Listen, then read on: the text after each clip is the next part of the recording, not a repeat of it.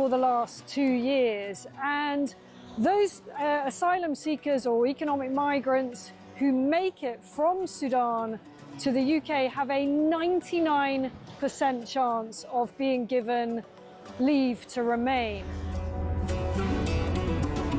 So I spent several hours talking to immigration chiefs here in Benghazi on the east side of Libya. The Libyan National Army has a very good grip on the immigration problem, albeit fighting against a huge crisis with limited resources.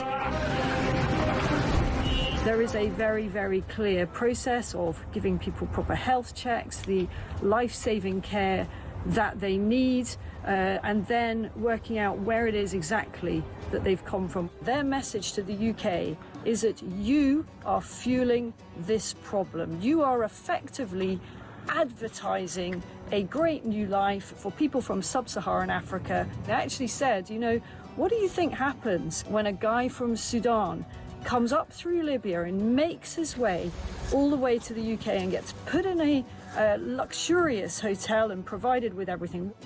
And make no mistake, it is a perilous journey. We see it from the end point. We see the channel crossing as the dangerous bit, but actually where these journeys begin is in the hot desert. Many tens of kilometers have to be covered on foot by these migrants, and as many as 1 in 4 do not make it. That means bodies in the desert. The Libyan authorities are having to recover bodies in the desert. About the UK and how much awareness. Please understand the scale of what we are dealing with here with very, very limited resources. Once again, you know, people come in from charities, from NGOs, they use warm words, and the authorities here told me the only thing that we ever get is maybe a few toothbrushes and some nappies for the babies.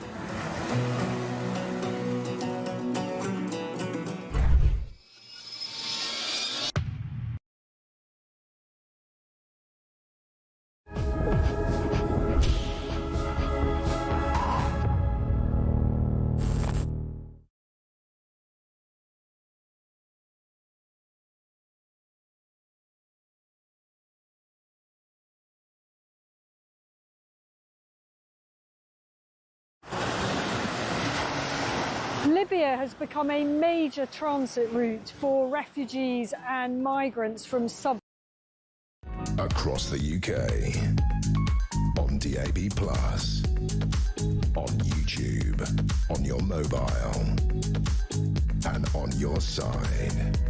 This is Talk.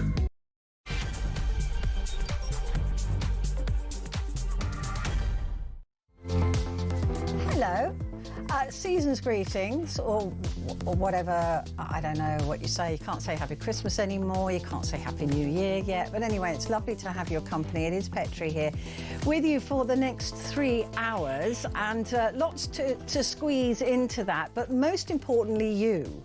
This is your opportunity to talk back, so I hope that you do join in the conversation. We've left lots of space for you so we can have a chat through some of the bigger stories that are going on.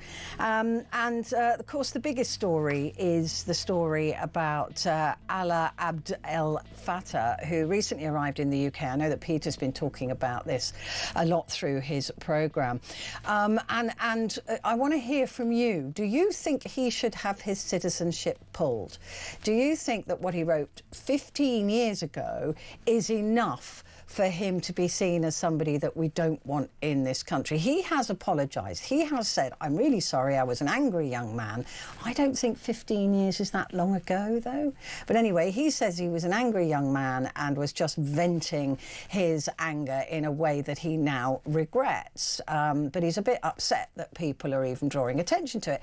What fascinates me is that how he slipped through the net. if he did indeed slip through the net. Look, lots was known about this guy. In 2014, he had an award pulled from him for things that he had said. And I thought everybody was always looking at Twitter and posts from years ago anyway. So it is very difficult to understand exactly what has gone on here. I mean, Keir Starmer, of course, embarrassed himself yet again by saying our government has been fighting really hard for the release of this man without apparently knowing what he had tweeted before, what messages he'd put out. And one of them, they are particularly nasty. I seriously hate white people, especially those of English or Dutch or German descent. Now, he has said that he admits now that they're shocking and hurtful, those messages. But still, do we now revoke his citizenship? Or, look, is he our problem now? He is a British citizen. You know, should he be treated the same as any other British citizen and be sanctioned for what he said and the law applied for what he said? He also called for violence on the police. This is actually really complicated, and like Peter, I have a feeling there is something more to this that we don't know. But we'll talk about it at the moment on what we do know. Sorry, my microphone is being really annoying. I can't think why. There you go. Hopefully that'll do it. Now.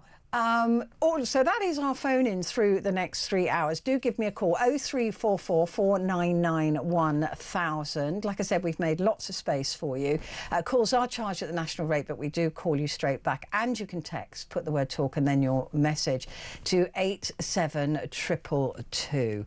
Of course, Kemi Badenoch and oppositions are making a big deal of this, although they were the ones that cleared his citizenship in 2021. So there is a lot to unpack. So we'll be looking at that. We'll also be looking at this peace deal, and is 5% just never going to be met? That 90 to 95%, we're nearly there. It is always that last couple of percentage points. So we'll see what's thought of about that. Also looking at an analysis that says that you are 3 times more likely to die if you crash in a hybrid vehicle. So that's one that uses petrol and a battery. So we're going to be asking Ed Wiseman about that, for he is wise. And John Baseman will be here telling us about his top stories, his big hitting stories of the year. So all of that to come. And like I said, we're also going to be looking at celebrity tantrums through the years and through the last year. And you are the most important part of this programme, so do pick up the phone and be the conversation. 0344 499 1000. First, though, I'm delighted to say we're joined now by Claire Muldoon, who's here as a broadcaster. Claire Muldoon.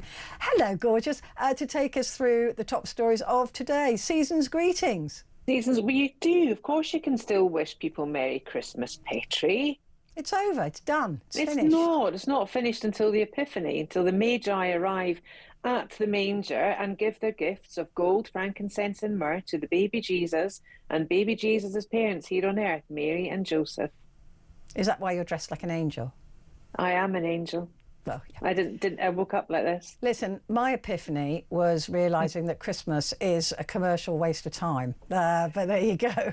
Oh, bah humbug you. Just telling you. Right, the top stories. Like I asked.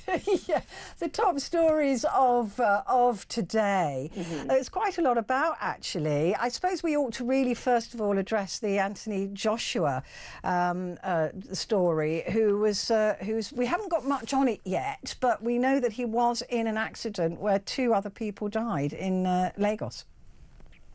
It's absolutely tragic. I mean, this is on the back of his latest boxing match against the YouTuber, was it Jake Paul? And which he, succinctly and very clearly won after, dislodging his jaw. And we've got that famous picture of the jaw being moved out.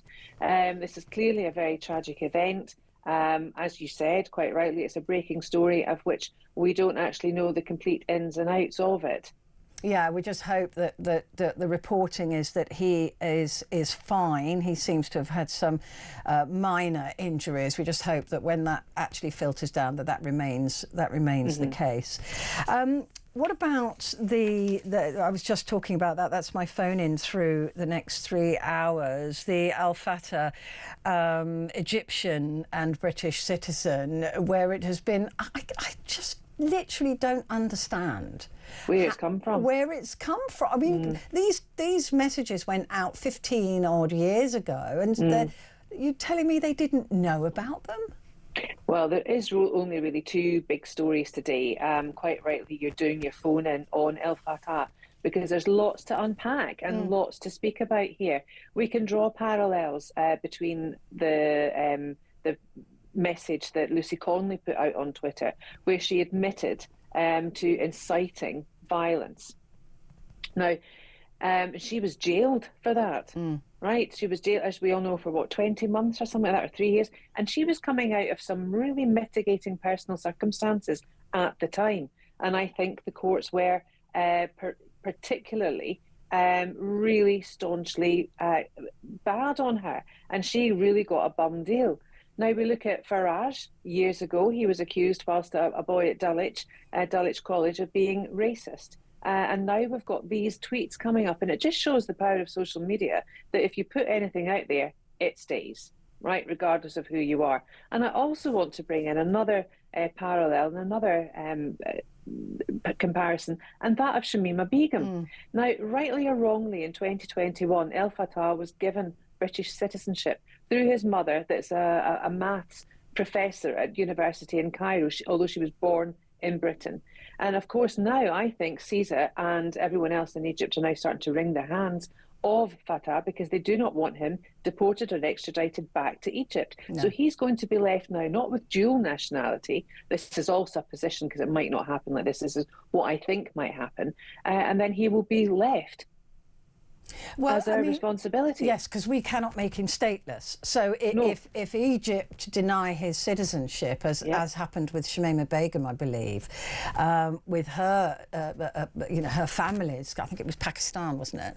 Bangladesh. Oh, Bangladesh. Sorry, I beg your pardon. Then we legally can't make somebody stateless. So if Egypt get in there first and deny him statehood, then he remains here. And of course, this has all been played out in the national media, and this is a global stage here. So of course, I think they're going to take that because they don't want to run the risk of having him back. Because if they do have him back, Sisi will say he's lost face because he had to give him back up to the Brits, and then he's going to come back and say, well, we've imprisoned you, and I think it's up to 3 times now. Whilst in Egypt, he's been imprisoned 3 times. He's had awards removed from him. There's a series now of these tweets. So rightly or wrongly, 1, he was given his British citizenship. 2, he is now our problem because I don't think he's going to get the deportation, although I think he ought to be. And then where's the big furore about Imran Khan, who's still imprisoned in Pakistan, and whose sons have not seen him for 2 years? Yeah, and this was a really interesting hill for many many political many MPs on both sides to die on, right? Because this seems like there was either a lack of intelligence, looking into this man's past, or it was subdued. The other interesting thing, his mother, Leila, forgive me, her surname escapes me. She went on hunger strike outside the Foreign Office, and there was an Australian journalist that joined her. His name is Peter Greist, and he is very, very quiet over this. No one's not that I know of, no one's approached him for comment, and he hasn't come out publicly either and said what his views are on the release of El Fatah. I think there's too much that we don't know. Why is this prisoner given so much time and energy, both from people in the arts and both sides of the political parties? And I only say both. I know we've got more, but it was under Boris Johnson he was given his citizenship, and it's now under Starmer that he's now being helped to be released and repatriated back into Britain. I want to know why this has happened, why there was so much thorough investigation into his previous tweets on Twitter, and why on earth the British government, both successive governments, have found it necessary to elate his status from prisoner of war, political prisoner or whatever, and to bring him back to Britain. Why? What does his apology mean anything to you? Because he has apologised unequivocally for what he says are historic tweets. He says he was an angry young man. Of course he had to apologise. Responding to his circumstances. Is an apology, does that make it any better? I don't think it cuts it. No, I don't. Because 15 years isn't that long a time, and he's a grown man. He wasn't a child. He wasn't, really trying to import any major political scandal. He was, I'm okay, I'm white and Scottish. I'm not English, Dutch or German, that being white. And it just seems to smack in the face again of Starmer when Jews are being persecuted a lot in this country because of what's happening in Gaza and because of the Free Palestine and pro-Palestine marches. They do feel unsafe. And then the optic of Starmer allowing this man who has openly made anti-Semitic remarks back in the fold. What was interesting... It says more about Starmer as well. Yeah, with Starmer, it was just like you could see the tweet that he put out crowing about how this has been a big part of this government since day one. We've fought to bring this man home. And now he must be looking at that going, why didn't I just keep my mouth shut? I'm surely he wakes up every day and thinks that. This isn't new. Is this a new Groundhog Day? Where's Bill Murray? Is he creeping around number 11? I know. At least it's a groundhog and not a beaver. Let's take a quick break. I'll be back with Ms. Muldoon in just a moment.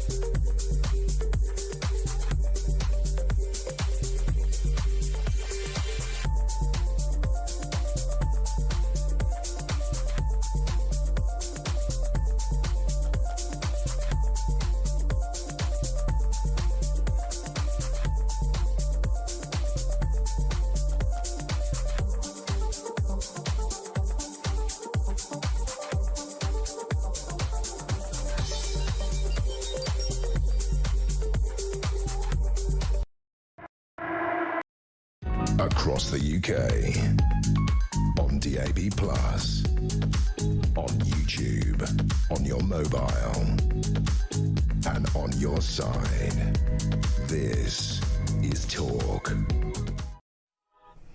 Hello there, this is Talk, and it is Petrie here with you, and with me is Claire Muldoon.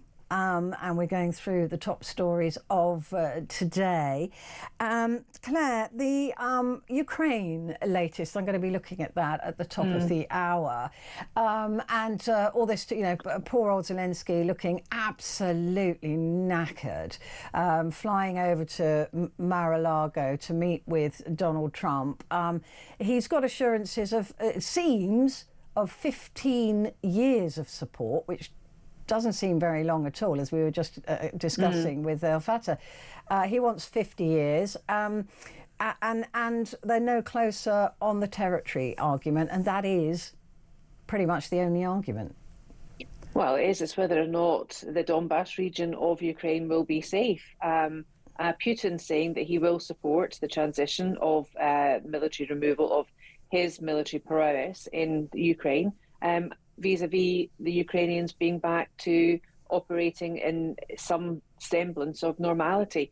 And I think the key is the Americans, because I think both NATO and the Americans, I mean, as you know, I think what's happened in the Ukraine is a pure war by proxy, which is Biden's proxy war. And I don't think Zelensky really has, I don't think he's shown true statesmanship. I think he's been too eager to fly across the globe to try and with cap in hand to get money. And we are financing this. But what else is he meant to do? What else is he meant to do when his country is being invaded? What else? You need to ask yourself why it was being invaded. You know, well, we know NATO pushed and pushed and pushed and set Putin off. Putin has made it very clear he wanted Ukraine for forever. I mean, that was part of his plan. As he did for Crimea, as he did with Crimea, which is a basic land grab. It was the NATO argument was an excuse, because look at Finland and the Nordic states. They became members of NATO and he didn't budge an inch towards them. Why didn't he? Well, they wouldn't. But the Ukraine was part of Russia until once it was. Not Finland wasn't. Then the other Nordic Scandic countries weren't. And but if that's the case, I mean, Britain was part of Rome. Should we let the Italians, you know, take the UK? How far back do you go when you're saying, well, it used to be our land, you know, it used to be ours? I think that's a bit of a futile argument to use Rome and Britain in this picture. I don't think so. I don't, because how far back do you go? You go back further than 15 years for a start, for tweets on Twitter and what Lucy Conley did last year. However, I think the key in this peace process to get the Ukraine back up and running lies with America. And I think Trump, and I've said this before, if Trump had been in before Biden, I don't think the war in Ukraine would have happened. Putin wouldn't have budged an inch. And I think for this to work, I think Zelensky really needs to up his game. Well, do you think that Trump would have come to Ukraine's aid if he'd been in power? No, I mean militarily.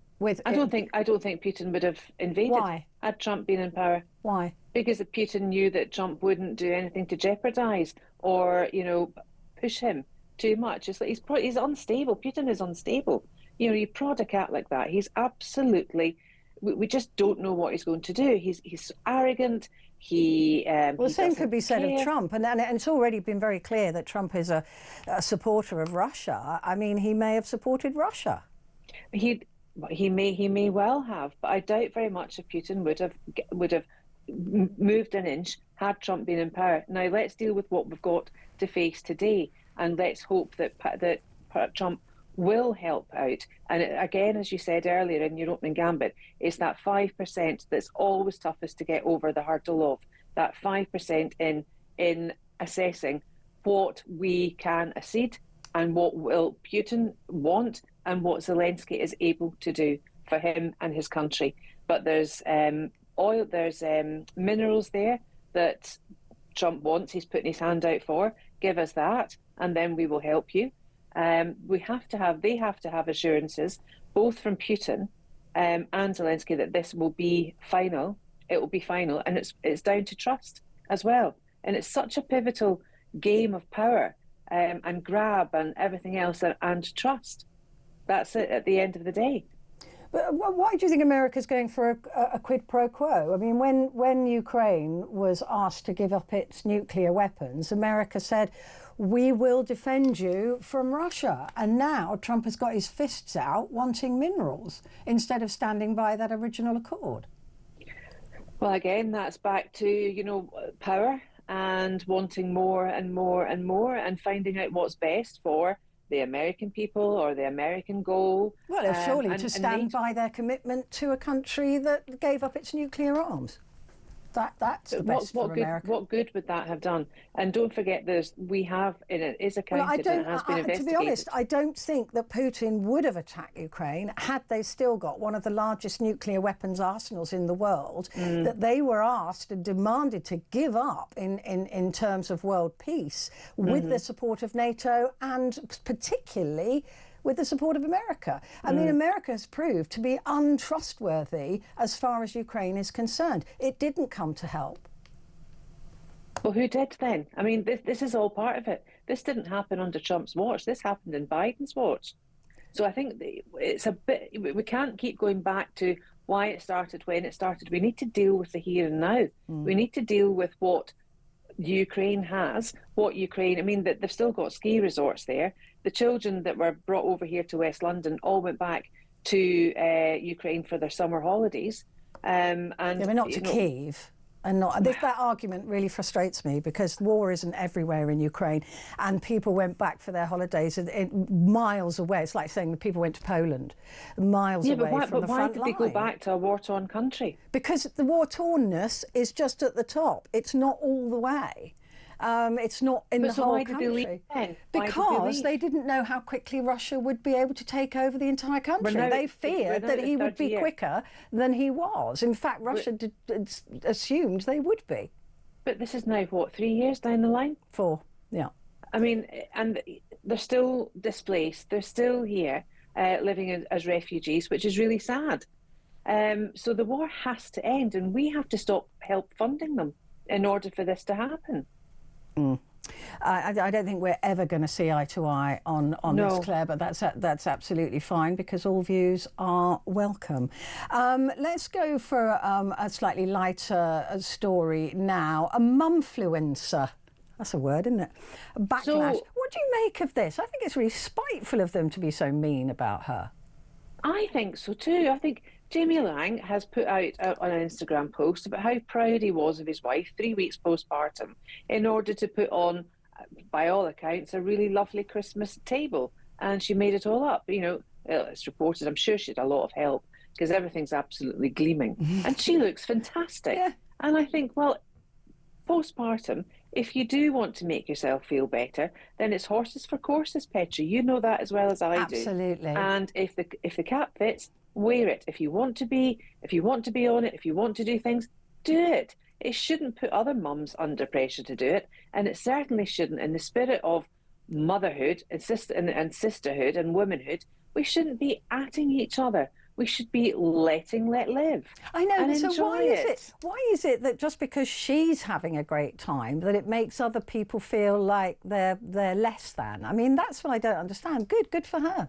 It's jealousy, it's spitefulness, it's not on, in my view. I mean, I think it's great the girl's up and running. I think it's great, you know, she's done this, and I'm sure, you know, there will be times when she will be feeling absolutely exhausted. Right, but she doesn't need to plaster that over social media either, because it's the same reason that we wear makeup. I mean, I don't want to look in the mirror and think and give myself a fright. So I think, why should anyone else have to be given a fright if they see me? You just make the effort, don't you? Yeah. And there was another study a few days ago, in fact, with women, if you wear lipstick over the age of 65, or if you make the effort, it makes you mentally and physically more dexterous and mentally much fitter than those who perhaps don't, because it makes you feel better. And actually, it's so tiring that women are constantly being judged, whether they are, you know, flat on their backs after a baby or getting up and dancing after a baby. Either way, you're going to get judged for it. Either way. The only thing I don't agree with is mumfluencers going in to give birth when they've got acrylic nails on, hair all boofed up, and makeup without a bead of sweat. Because I'll tell you something now. That's after not having real. been through it 4 times, that is not real. And that does put pressure on other mums. that really, and the sort of immediate into a size 6. Yeah, whatever. Film releases in 26 that you're looking forward to. Oh gosh, I really am. Have you read any of Maggie O'Farrell's books? No. Hamnet is one of them, and there's another one about a Tuscan royal family. Well, anyway, Hamnet is coming out with Paul Mescal and Jessie Buckley, whom I absolutely adore. I've seen a couple of trails for it. I think it looks brilliant. Oh my goodness me, it's an amazing story, and it's just those two are fantastic actors, and I think it's going to be superb. But also the other one that I cannot wait to see is Song Sung Blue, the musical of a Neil Diamond tribute act, actually, a real life story with Kate Hudson and the guy that plays Wolverine. What's his name? Oh God, the Australian fella. Yes, okay. So they Greatest were Songman.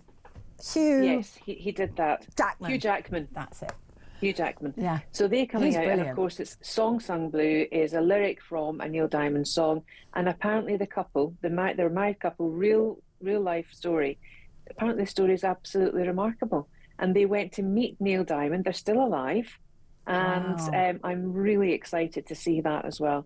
They're going to have quite a good turnout of new films this year, unlike this year. Yeah, It was pretty dire. do you know what? I think that it's what's really good news is we're back to storytelling in movies, because for so long now it's been the sequel, prequel, geekquel, hasn't it? It's just been absolute nonsense, and getting further and further away. It's about the stars and about the drama. You know, now we're getting back to actually good storytelling, and that's what people want from movies. Well, I'll tell you another one that was actually, I've just watched it recently, is The Ballad of Wallace Island. And it's a small independent film, and it's just brilliant. It's filmed in Pembrokeshire. It's got, a few actors that you might know. Of course, there is one that you will know. But it's a very beautiful, original tale. And the scenery is absolutely breathtaking. It's well worth the watch. I will take that on board. Listen, lovely. Have a fabulous New Year. What are you doing? Anything exciting? Absolutely nothing. I hate New Year. So I do hate I. it. I hate it. I'll come round to yours for some Malbec. Then Yeah, we'll just sit in we'll slippers. just sleep through the bells. We'll have a bit of sparklers. We do that. Wonderful. I love it. Claire Muldoon, thank you very much indeed. Right, got to take a very quick break, but I'll be back in just a sec.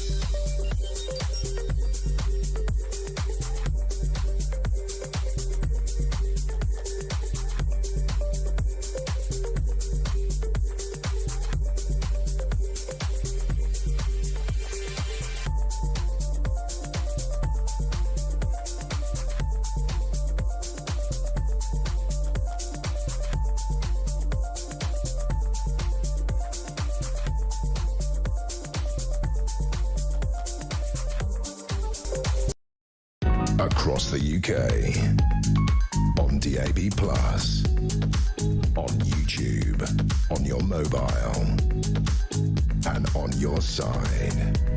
This is Talk. Hello there, and welcome to Talk. It is Petrie here with you, Petrie Hosken, and I am with you until, I think, 4 o'clock. I can't tell. It is 4 o'clock, yeah. I'm all over the shop at the moment, I haven't got a clue. Of course, the phone in through the next 3 hours, and we have made a lot of space for you, so I do want you to take advantage of that, is about the activist Alaa Abd El Fattah, who recently arrived in the UK after years of imprisonment in Egypt. And since then, for some peculiar reason, texts and tweets, that he put out on social media some 15 years ago have come to light. And it's very odd to me. I can't get my head round how these have remained hidden for so long. And the reason I say it with inverted commas is because either they were hidden or they were suppressed for some reason. I don't know. But we do know that so many people get caught out, don't they, by tweets. Some of them that he said were absolutely abhorrent. I mean, I seriously hate white people, especially those of English or Dutch or German descent. He also advocated for violence against our police service. And this was some time ago. He has apologised profusely. And I just wonder wonder if you believe that apology is enough. Is it enough that it was 15 years ago? He is now a British citizen. So should he therefore be treated as a full British citizen, or are we saying that British citizens who are given citizenship are second-class citizens and therefore should be treated differently to someone like me, for example? So give me a call on that, 0344 499 1000. The Prime Minister is facing criticism for celebrating the return of this man from detention in Egypt. Starmer said on Friday he was delighted that the British activist had been reunited with his loved ones in the UK. He apparently didn't know about these tweets, which is extraordinary. So to discuss this further is Aubrey Allegretti, Times chief political correspondent. Aubrey, very good to speak to you. Thank you very much for joining me. How did Keir Starmer not know about these messages? It is quite surprising when you consider that the machinery of not least the Foreign Office, but the civil service at large is full of hundreds of thousands of people who you would hope would be interested in the background of individuals that the government and the Prime Minister are lobbying on behalf of. I mean, this is a man who has been quite sort of high profile for some time. He was obviously advocated for by Boris Johnson, Liz Truss and Rishi Sunak when they were Prime Minister as well. And Keir Starmer sort of took over negotiations with the Egyptian government on this front. And so there's one question about, would knowing that these tweets existed have made any difference to really trying to secure the release of a British national from an authoritarian regime where he was held and it was claimed being tortured and imprisoned on grounds of effectively trying to advocate for an independent judiciary? That's one question. The second question is, would it have made a difference probably to the way that Keir Starmer and the rest of those senior government ministers handled the announcement of it? And that's probably more pertinent because it sort of suggests that actually Keir Starmer probably should have had people in his office, as should there have been people in the Foreign Office, who were looking into the background of this individual. There were several sort of red flags, if you like, about him, including that he'd been nominated for a European Human Rights Prize in 2014, but then later dropped because of some of his past comments about killing Israelis. So there was quite a sort of public profile that he had that would have been very accessible to the Foreign Office in the same way it was accessible to Twitter users who dug it up within 24 hours. I mean, for me, it just there's something off about this, because I find it very difficult to believe that these tweets weren't known, and if they weren't known, then does that mean that there are no background checks on anybody who is going for British citizenship on the basis of their mother? I mean, it raises more very difficult questions for Keir Starmer if they weren't known, or if they were. I mean, either way, this is not a good look, right? Yeah, and I mean, there are a few things to unpick there. First of all, I've just come from a briefing with 10 Downing Street where we put a lot of these questions to them, and it has to be said, not many answers were forthcoming. We've been told that the Foreign Office is going to launch a sort of internal review into the handling of this sort of information. So effectively, should people have known, did people know, and that wasn't escalated high up enough the chain? And how are they going to sort of avoid this situation happening in the future? We've been told that actually it is very difficult to deprive somebody of their citizenship or deport them.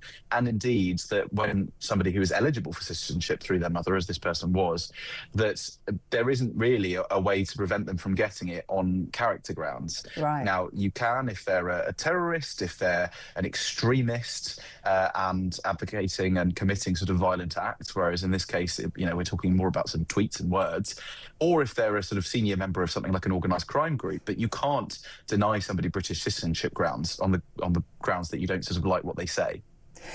Interesting, though, that when I read Keir Starmer's congratulatory tweet, and that's why I nodded when you said it was the messaging as well. This quite sort of pompous Keir Starmer saying, yeah, this has been number one priority. This has been a major priority of this government since day one.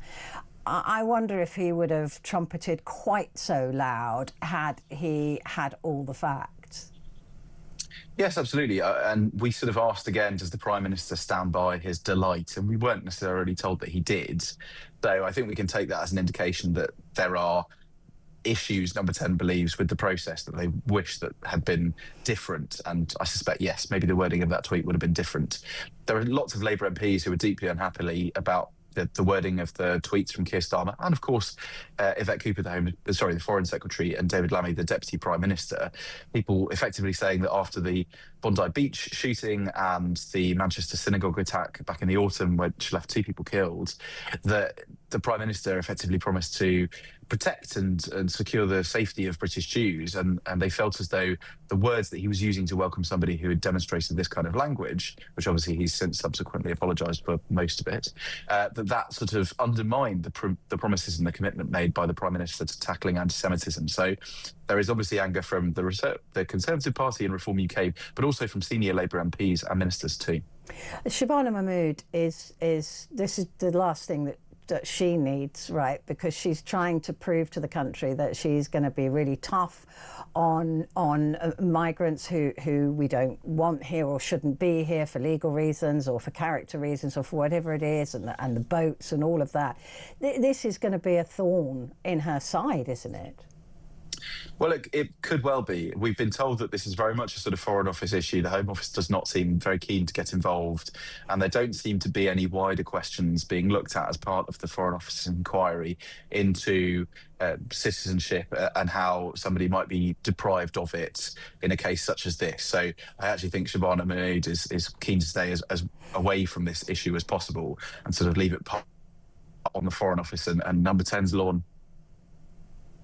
Well, the other question that I have is what happens going forward with this politically.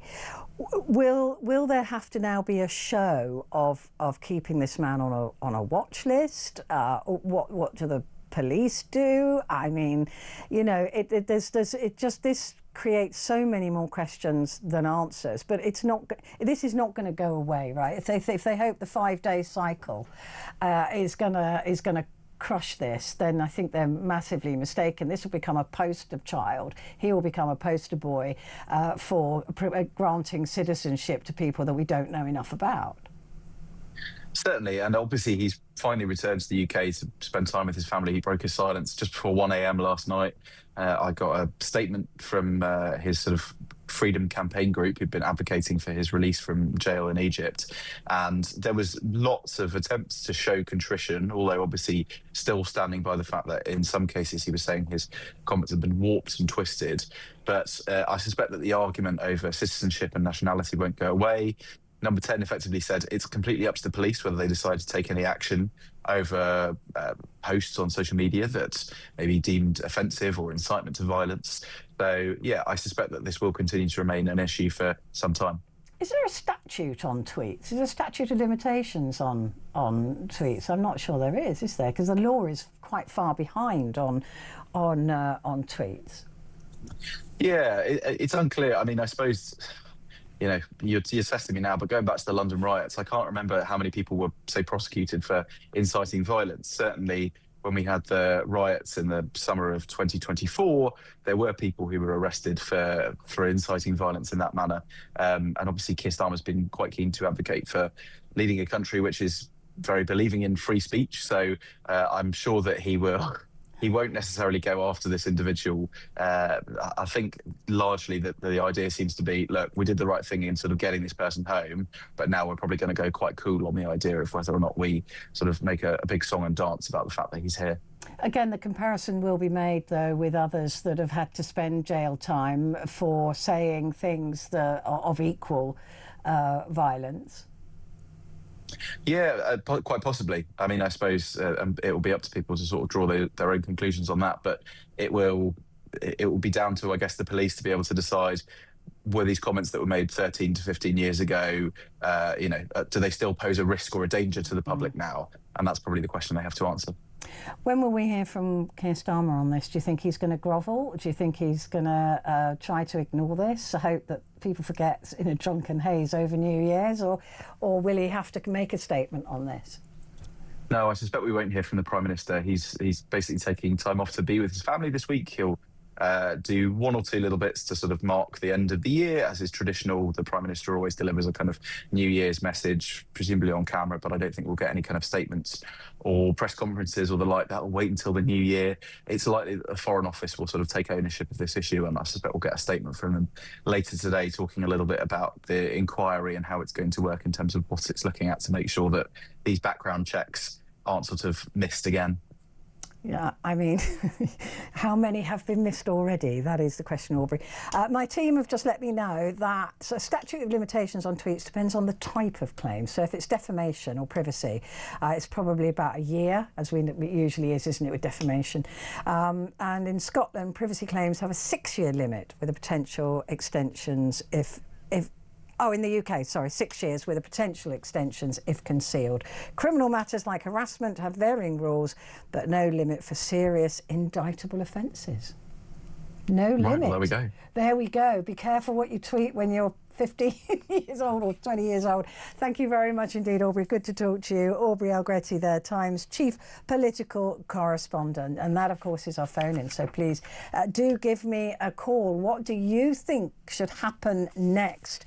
I'll quote that again. I seriously, seriously, seriously hate white people, especially those of English or Dutch or German descent. Is an apology enough to make up for a statement like that? Give me a call, 0344 499 1000.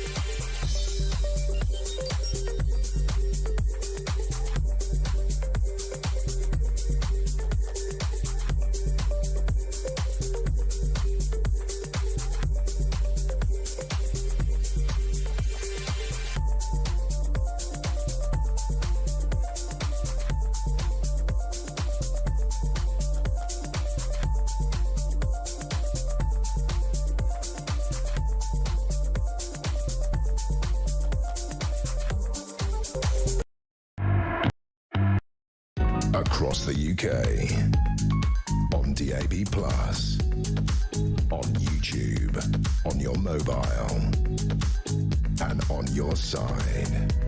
This is Talk.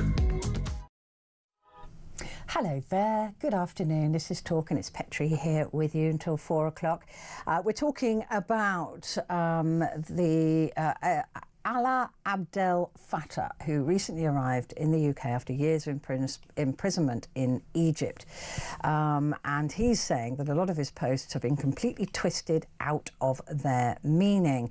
The controversy has led to figures such as Kemi Badenoch and Nigel Farage to demand an investigation into revoking the activist's British citizenship.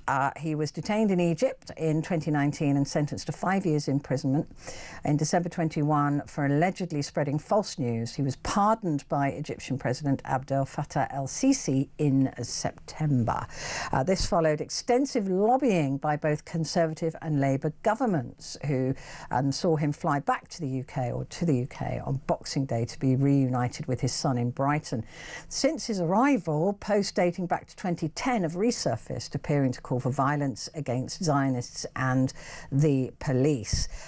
Also hates white people, or did hate white people. He said these were the shoutings and ramblings of an angry young man and apologises profusely for them. But is that good enough? And what do you think should happen next? Stephen has messaged saying, do you think Prime Minister Starmer is regretting his tweets about this Egyptian, or is he quite happy with what he said? I'm totally into deporting with short shrift. I mean, if I was Keir Starmer, I would literally sack everybody in my communications team. I would sack the lot of them. They would just be gone. I mean, they have absolutely let him down for a whole year now, more than a year. And somebody should have told him. I think the tweet would have been different had he known about it. Well, it should have been anyway. But do I think he's going to feel any different? No. I think he's fairly arrogant and won't be giving it a second thought, I would have thought. Joanna said, a few years ago, a cricketer lost his position in a prominent team for a post made at 18 years old. He was in his 30s. Abdel El Fattah was almost 30 years when he made his post. Yeah, it is such a difficult one, isn't it? Or is it that complicated? I mean, the question for me is, when we make somebody a British citizen, are we saying they're a British citizen, or are we saying they're a second-class British citizen? Because if he was truly a British citizen, like you and I are, then he should be subject to British law.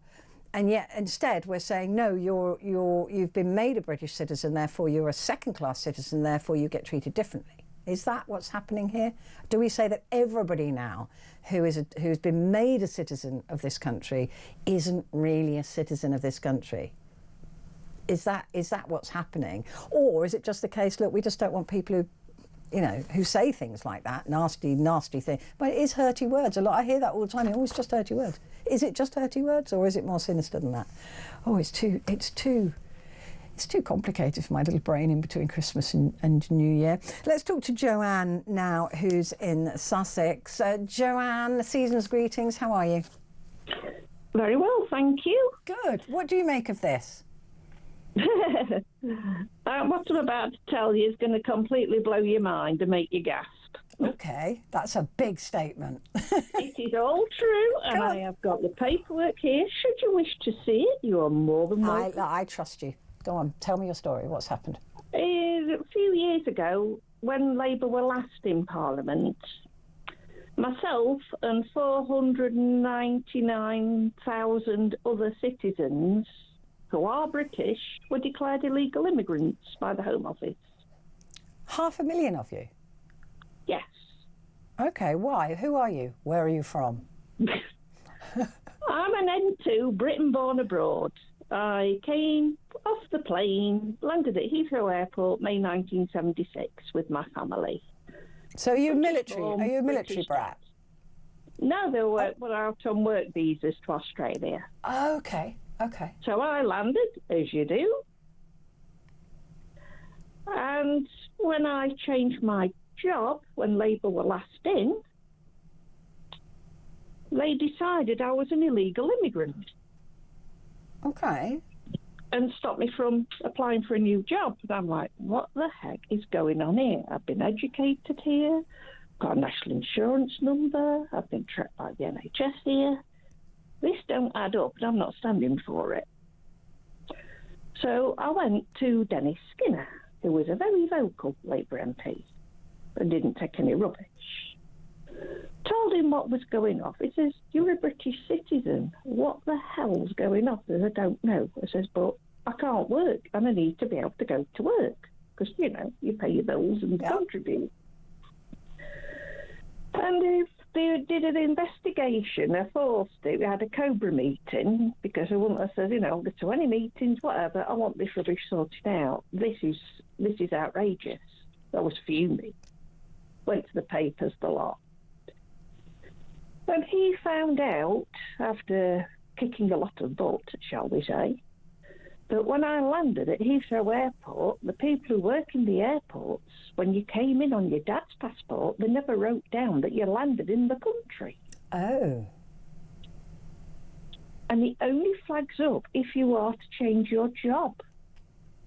Wow. I got made redundant in 6 So you weren't really here? Correct. And I never even knew. Wow. And I had to pay for a visa. When if you want to see my visa, you can see it in my Aussie passport with pleasure. I had to pay £150 to carry on living here, or I was to go back home. So in terms of your citizenship, you've been. Yeah. They're saying you weren't born a British citizen, but you've been naturalised as one. You've become one. I am a British citizen because you're born to British parents. It doesn't matter where you're born in the world, you are British, if your mum and dad are British. Yeah, no, that's true, because my son was born accidentally in Germany, and he takes the nationality of the mother. Yeah. But that's what's happened to Abdel El Fattah. He's got his citizenship through his mother. But I think there's a lot more behind the scenes. I do. It doesn't add up. It doesn't make the sense. The I had, there is no way he should be getting preferential treatment. No way. It's odd, isn't it? Very. I mean, it would be very unusual, Joanna, for our MPs to lie to us. There's only one MP I've ever rated. Then that's Skinner, that's is it? Dennis Skinner. Yeah, he was a stalwart. You might not like what he says. No, but he did. He told you the facts. Yeah. I mean, he was a absolute ball breaker, if I'm allowed to say that in the afternoon, and a stomper. I mean, it's just bizarre, isn't it? When you see then that this man has apparently just walked back into the country with no issues at all. He knows somebody somewhere. And there's something gone off behind the scenes that they don't want us knowing about. That's the only way I can say it. I can't believe that they didn't know about this until somebody looked back on Twitter, right? I mean, it's just... With me, they looked into absolutely everything. And I mean everything.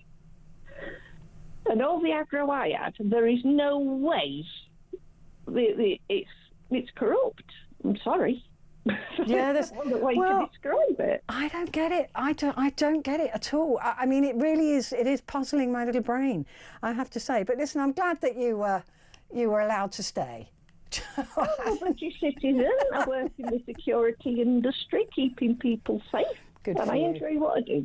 Well, we enjoy listening to you, so please do call again, won't you? Joanne there in Sussex, she smells it's a bit off as well. There's something off. I can't put my finger on it, but there is something not quite right about this. Ernie has said, I think Starmer's being thrown under the bus, ready for his night of the long knives. That is such a good point, actually, because like I said earlier on, either they didn't know or they did know, and for some reason it was suppressed. So are there people around Starmer who wanted him to be embarrassed? Is that too much of a conspiracy theory? I don't know.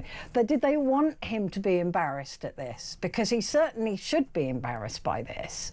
This is embarrassing because either he knew and still put out that tweet, or he didn't know, which is ridiculous. So either way, this is not good. Hi, Petrie. This is from Susan. Says this Egyptian, if he hates white people and wants us all dead, why is he here except to carry out on his promises? Deport now. Stuff the lawyers that want to destroy this country. And that's from Susan. Well, he certainly did hate white people. Whether he still hates white people or not, that I suppose remains to be seen. But it's just a bizarre...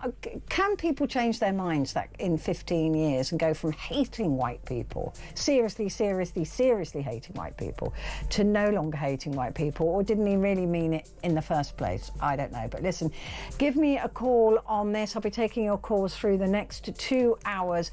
0344 499 1000. That's the number that you need. Coming up after the news, we're going to be talking about the Ukraine-Russia peace deal. Stay with us.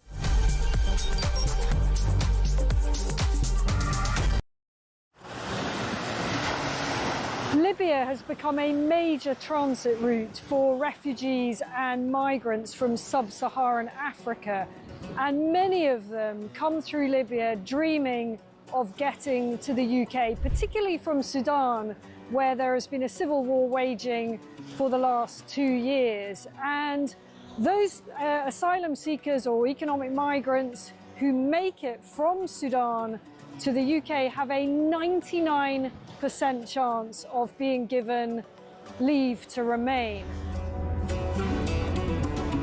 So I spent several hours talking to immigration chiefs here in Benghazi on the east side of Libya. The Libyan National Army has a very good grip on the immigration problem, albeit fighting against a huge crisis with limited resources. There is a very, very clear process of giving people proper health checks, the life-saving care that they need, and then working out where it is exactly that they've come from. Their message to the UK is that you are fueling this problem. You are effectively advertising a great new life for people from sub-Saharan Africa. They actually said, you know, what do you think happens when a guy from Sudan comes up through Libya and makes his way all the way to the UK and gets put in a luxurious hotel and provided with everything? And make no mistake, it is a perilous journey. We see it from the end point. We see the channel crossing as the dangerous bit. But actually where these journeys begin is in the hot desert. Many, many tens of kilometres have to be covered on foot by these migrants. And as many as 1 in 4 do not make it. That means bodies in the desert. The Libyan authorities are having to recover. Across the UK, on DAB+, on YouTube, on your mobile, and on your side. This is Talk.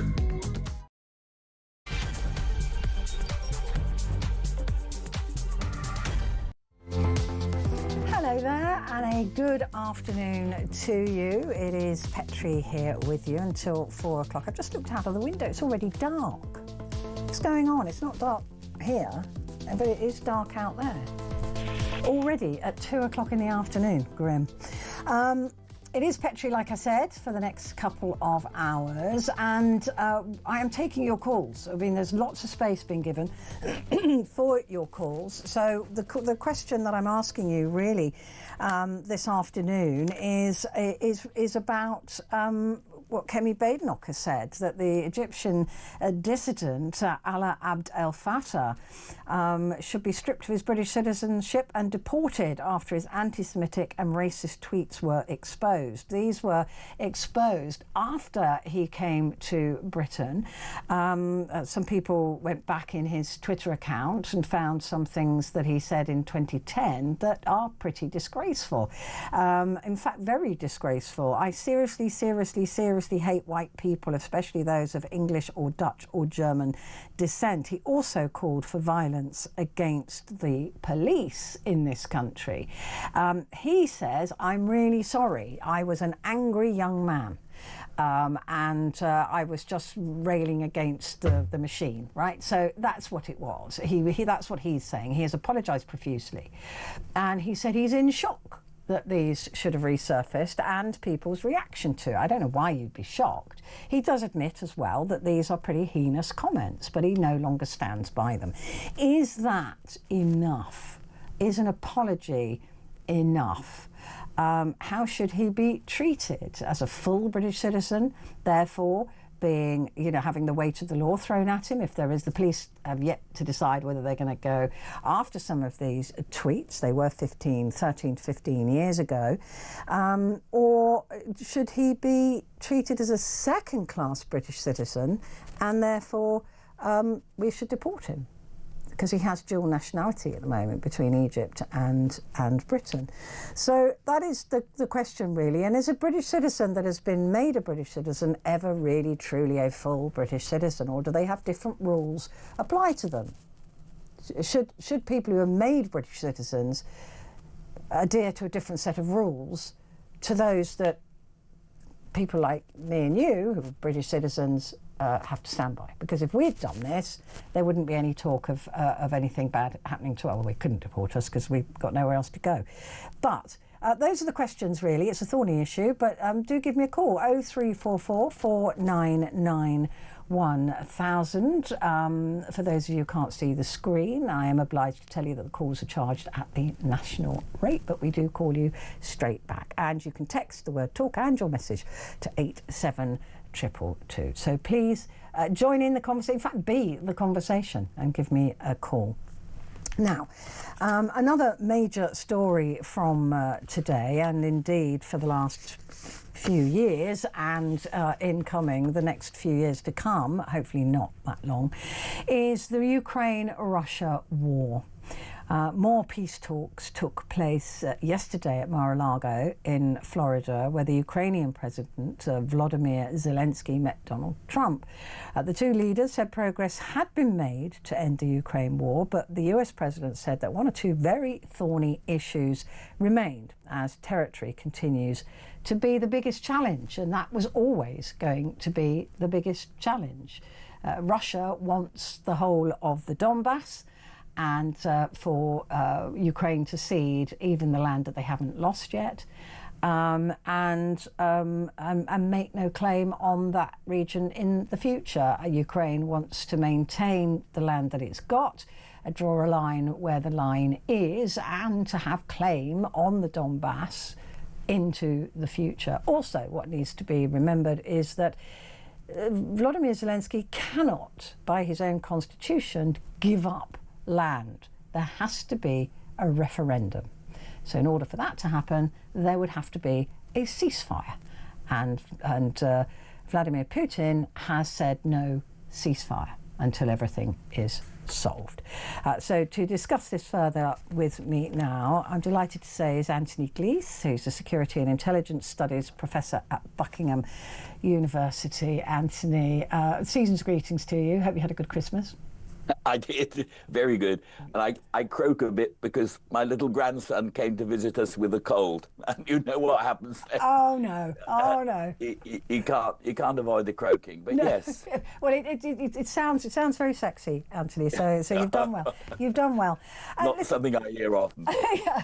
Anthony, let's talk about this, because it's interesting to me that you know, Zelensky and Trump are going, look, it's all sorted, but this 5 to 10%, which is the only bit that really needed to be sorted. Everything else is just window dressing, in a sense. Well, I think if you put yourself in the position of the main actors, and you add to that what you think the main actors are getting from their intelligence advisors, you come to the realization that peace, I fear, is a long way off, if ever. Yes, President Trump, I think, genuinely wants peace. I think he wants peace at any price.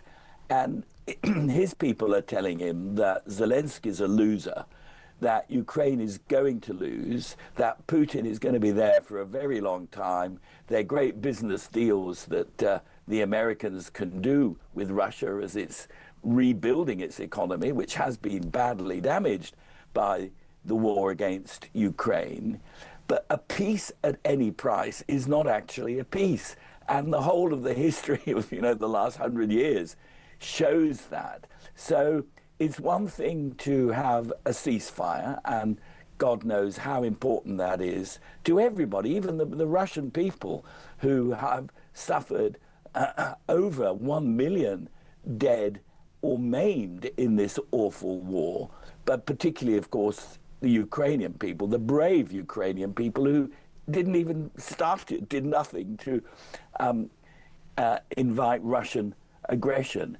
So Trump wants peace, and in order to get peace, he is putting huge pressure on Zelensky to agree to what is a very dangerous deal whereby Ukraine gives up sovereignty over the Donbass, so the 25% of land to the east. Now, I suspect that what Sir Keir Starmer and the other European leaders are saying to Zelensky is, look, for God's sake, you've got to stay chummy with Trump. You've seen what happened when he decided you were an enemy, and that awful scene in the White House we haven't forgotten.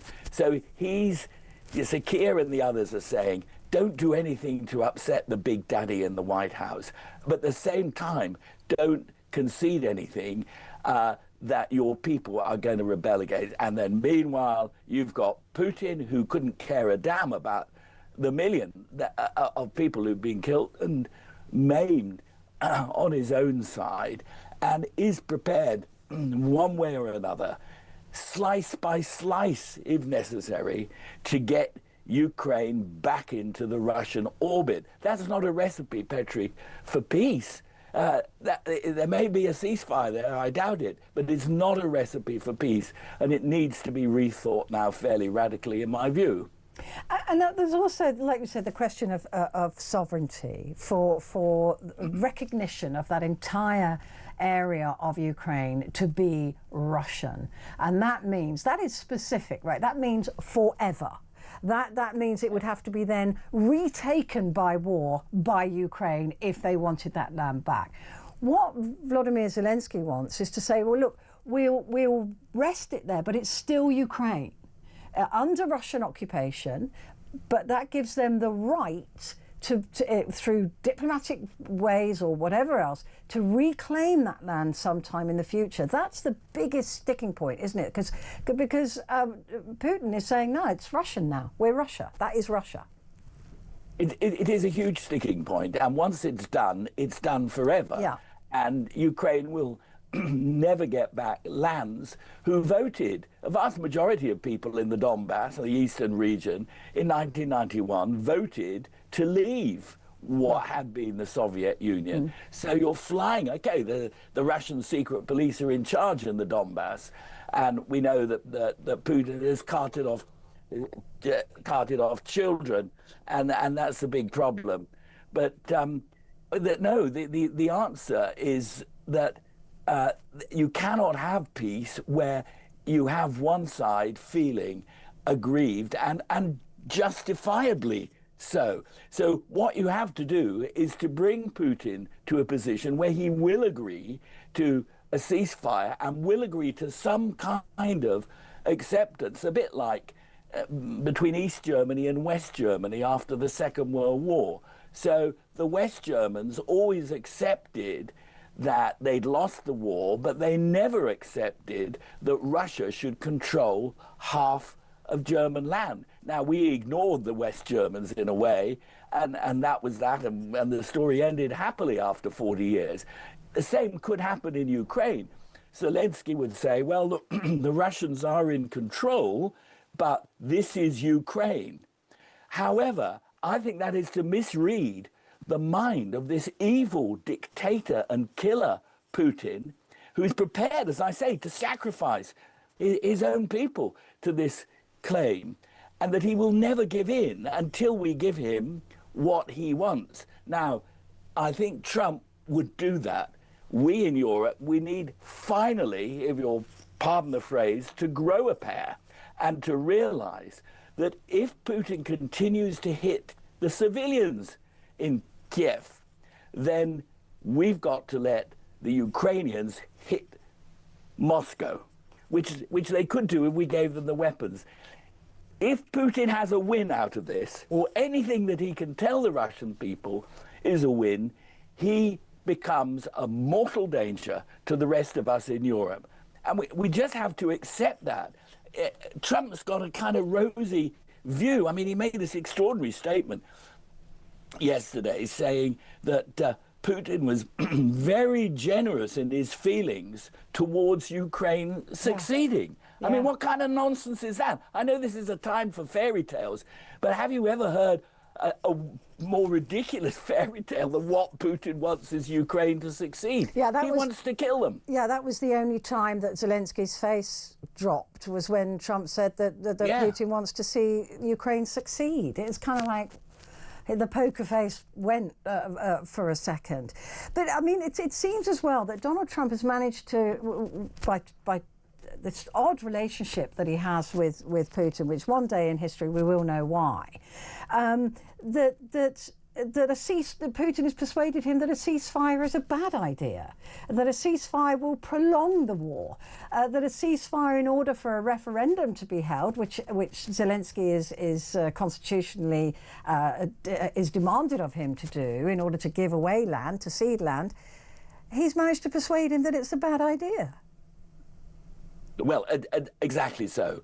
And I think we need to feel here in Europe that our leaders do understand that the only way we can get a peace in Ukraine that will last, even if there has to be some kind of arrangement on the eastern border with Russia, is to deny Putin a win, which means inflicting a defeat upon him. And there you go to the absurdity of Trump's position, that he's putting the pressure on Zelensky, the military pressure, by saying, you know, we don't know, we can give you these weapons, etc., but not reprimanding Putin for these nightly attacks. And the people in Ukraine, they're freezing right now because Putin has turned off their lights.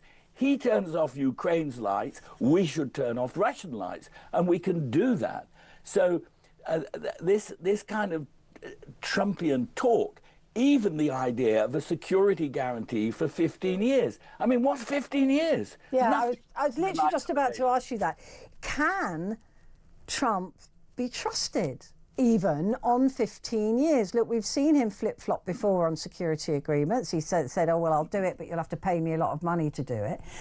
America's already, I keep coming back to this, and people don't see it as that important, they've already reneged on the Budapest Memorandum, which saw Ukraine give up their nuclear weapons. I don't think that Putin would have been nearly so keen had Ukraine maintained its nuclear weapons. It was guaranteed that they would be defended against Russia if they gave up their weapons.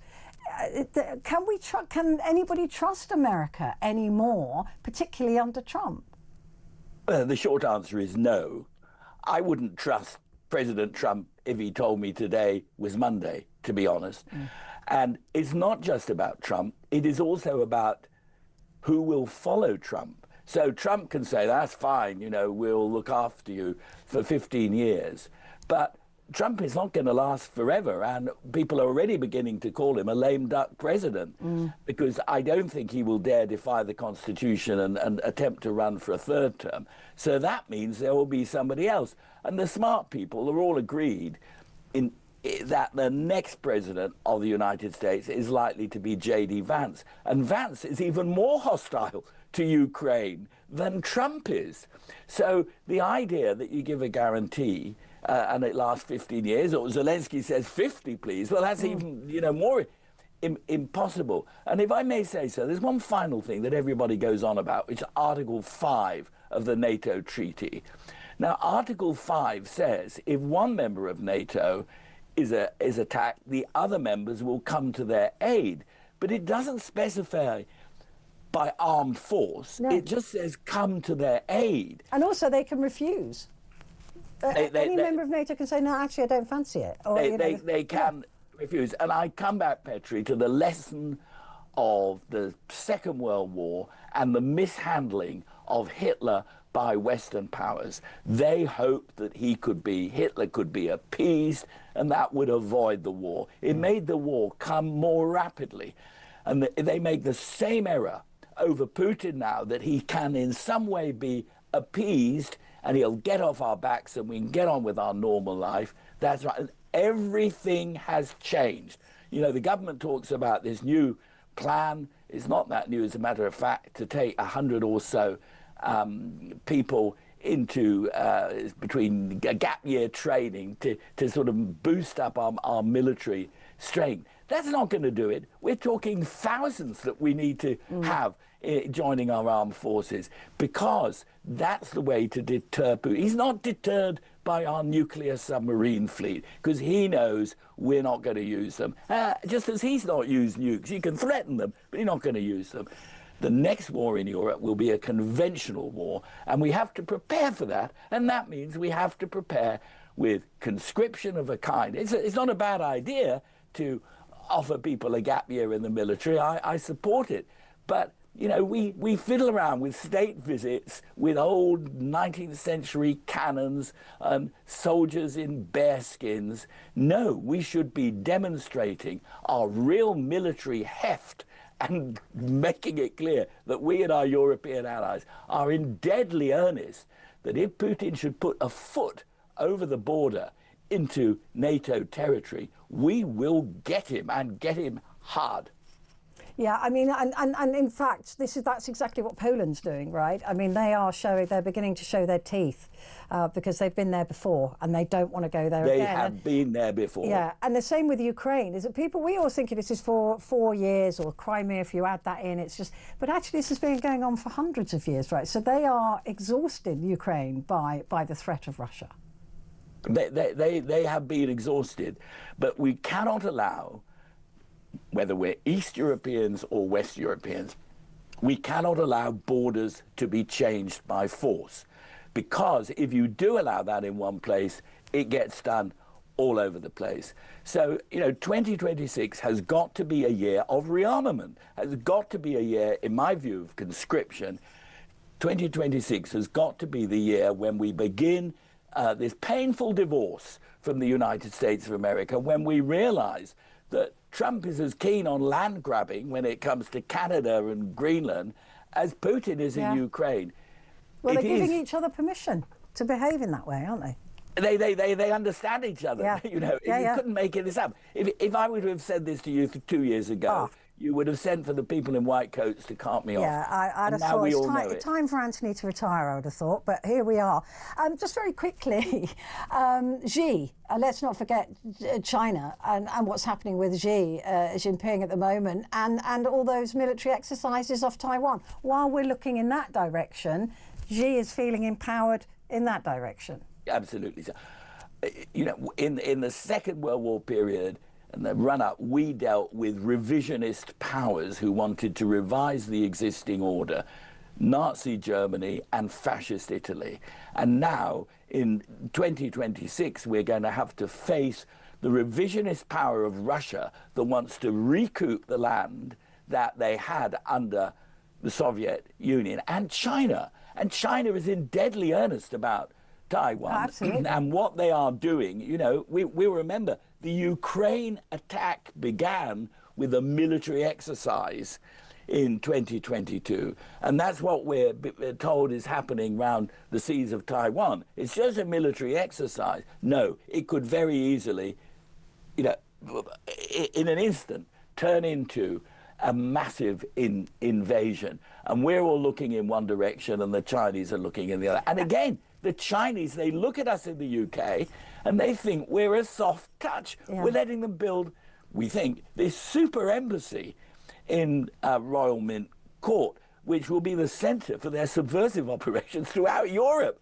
And they think, my God, if the Brits are that stupid, they're not going to, they're not going to interfere if we take Taiwan. So we've got to be stronger. 2026, the year we have to be stronger. And that is the first thing that our Prime Minister needs to get a grip on, our armed strength. And together with European leaders, give Putin a fright. Take out the lights in Moscow. Turn off the heating in Moscow. That's the way forward. And then we might come to some kind of status quo, which people will stick to, as it was in the Cold War. I mean, the Cold War, people did not cross the border. That was it. And the world was much safer then. It's far less safe now than it was in 1945. Yeah. It's unbearable. I could not agree with you more. Anthony, as ever, it is an absolute delight. A Happy New Year to you. Happy New Year to you. Anthony Glees, Security and Intelligence Studies Professor at Buckingham University.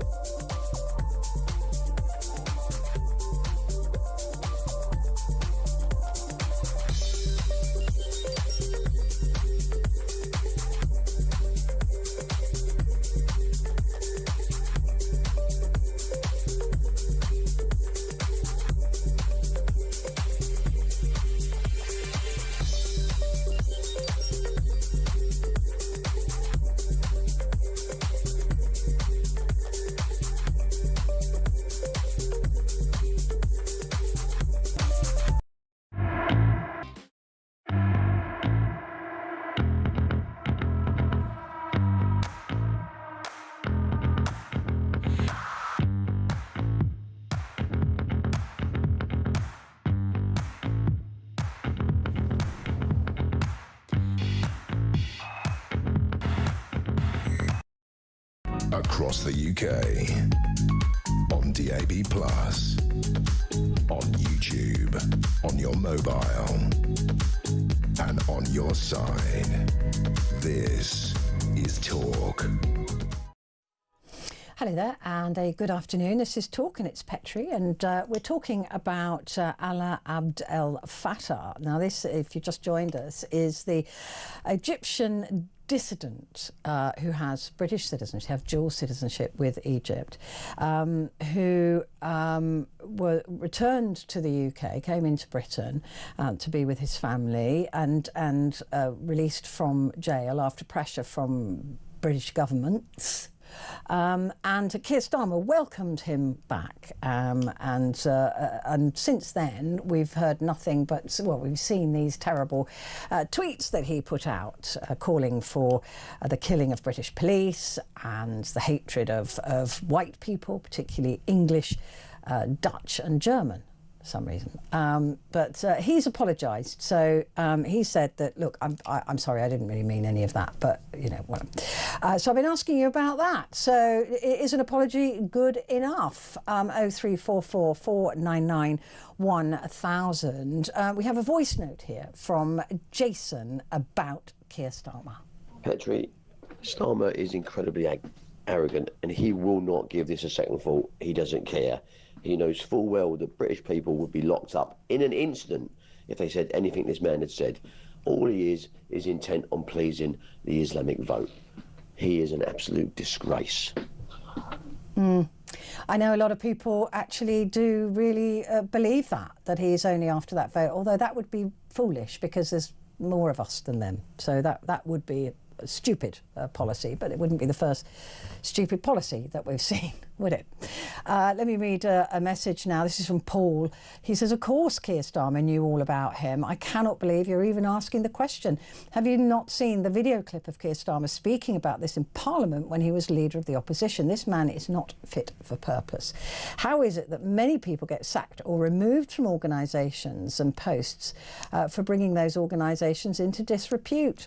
And Starmer is certainly doing just that. If that Egyptian bloke can get British citizenship after what he said, of which there can be no excuse or acceptable apology, then Lucy Connolly should be given an OBE or made a dame in the New Year's honours list. Enough is enough.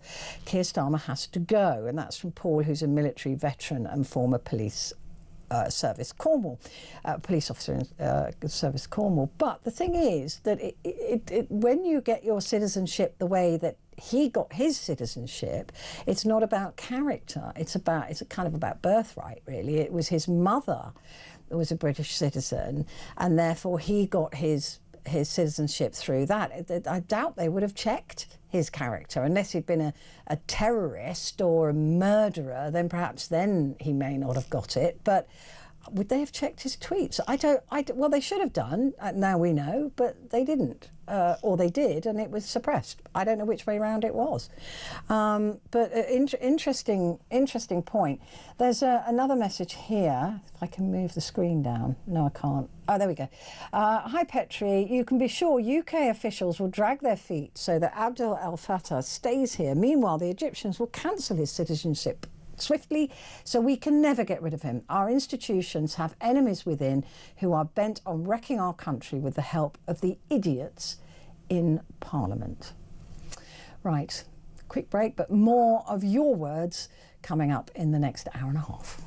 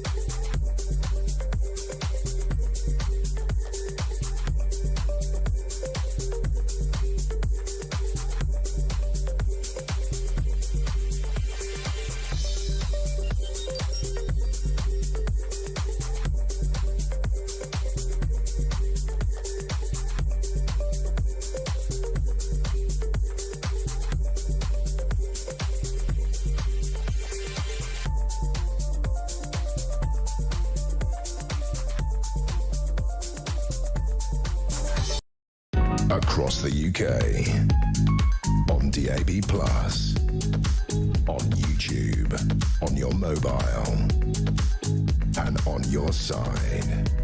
This is Talk. Hello there, this is Talk, and it is Petrie here with you until 4 o'clock. And then I believe it's Alex Phillips who will be taking over. And lots still to come, and not least of which celebrity tantrums that we have seen in the last year. Well, it's nearly the end of this year, isn't it? Do you know, I won't miss 25. It's sucked, hasn't it? It has been pants. So let's just hope that 26 is, well, it can't be much worse, can it? Or I shouldn't say that. Probably can. Now, we're turning our attention to cars. And the reason we're turning our attention to cars is because there's been a report, there's been an analysis of figures by the Department of Transport, found that motorists are 3 times more likely to die in hybrid cars than petrol cars. That is in a crash. That's not just getting in one. Right, it's not just driving around.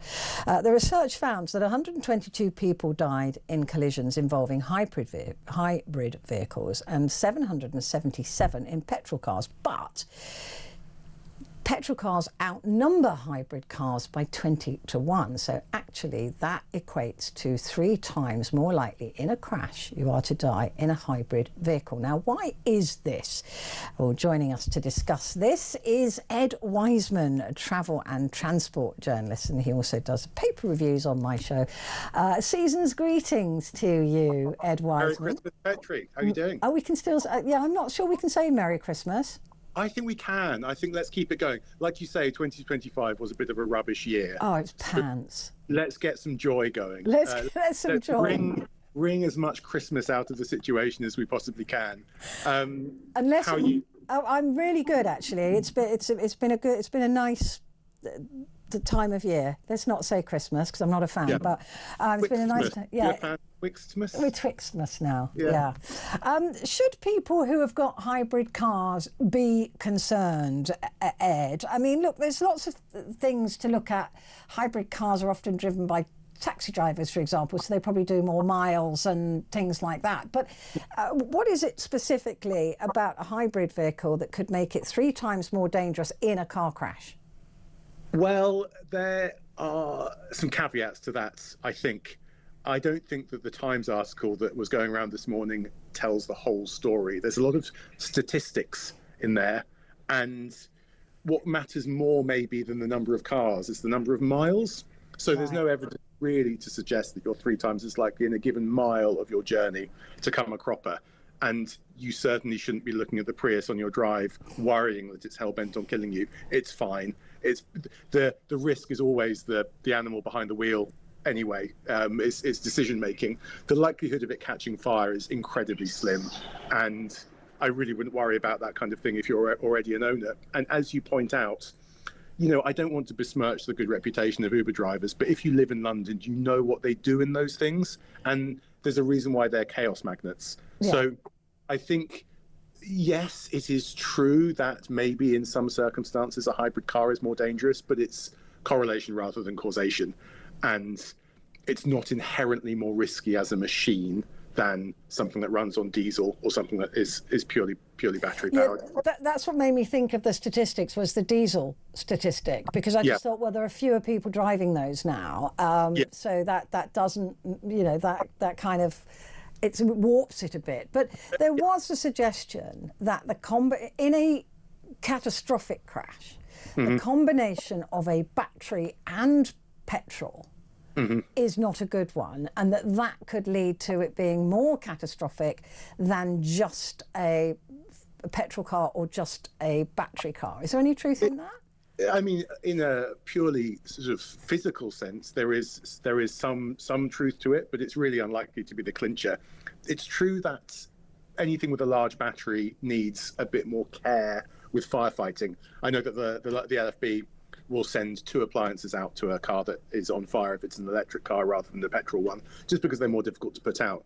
But by the time you are in a catastrophic crash where that's a problem, you know, you've got far bigger worries on your hands. It's so unlikely that that's going to be the clincher. Really, once you're in a crash of that size, how much petrol is in your tank and whether you have a big battery underneath the floor plan is, maybe a tiny contributory factor, but you're probably already critically injured anyway. So there are so many, the likelihood of you surviving a crash of that magnitude and then dying in an inferno is very, very slim.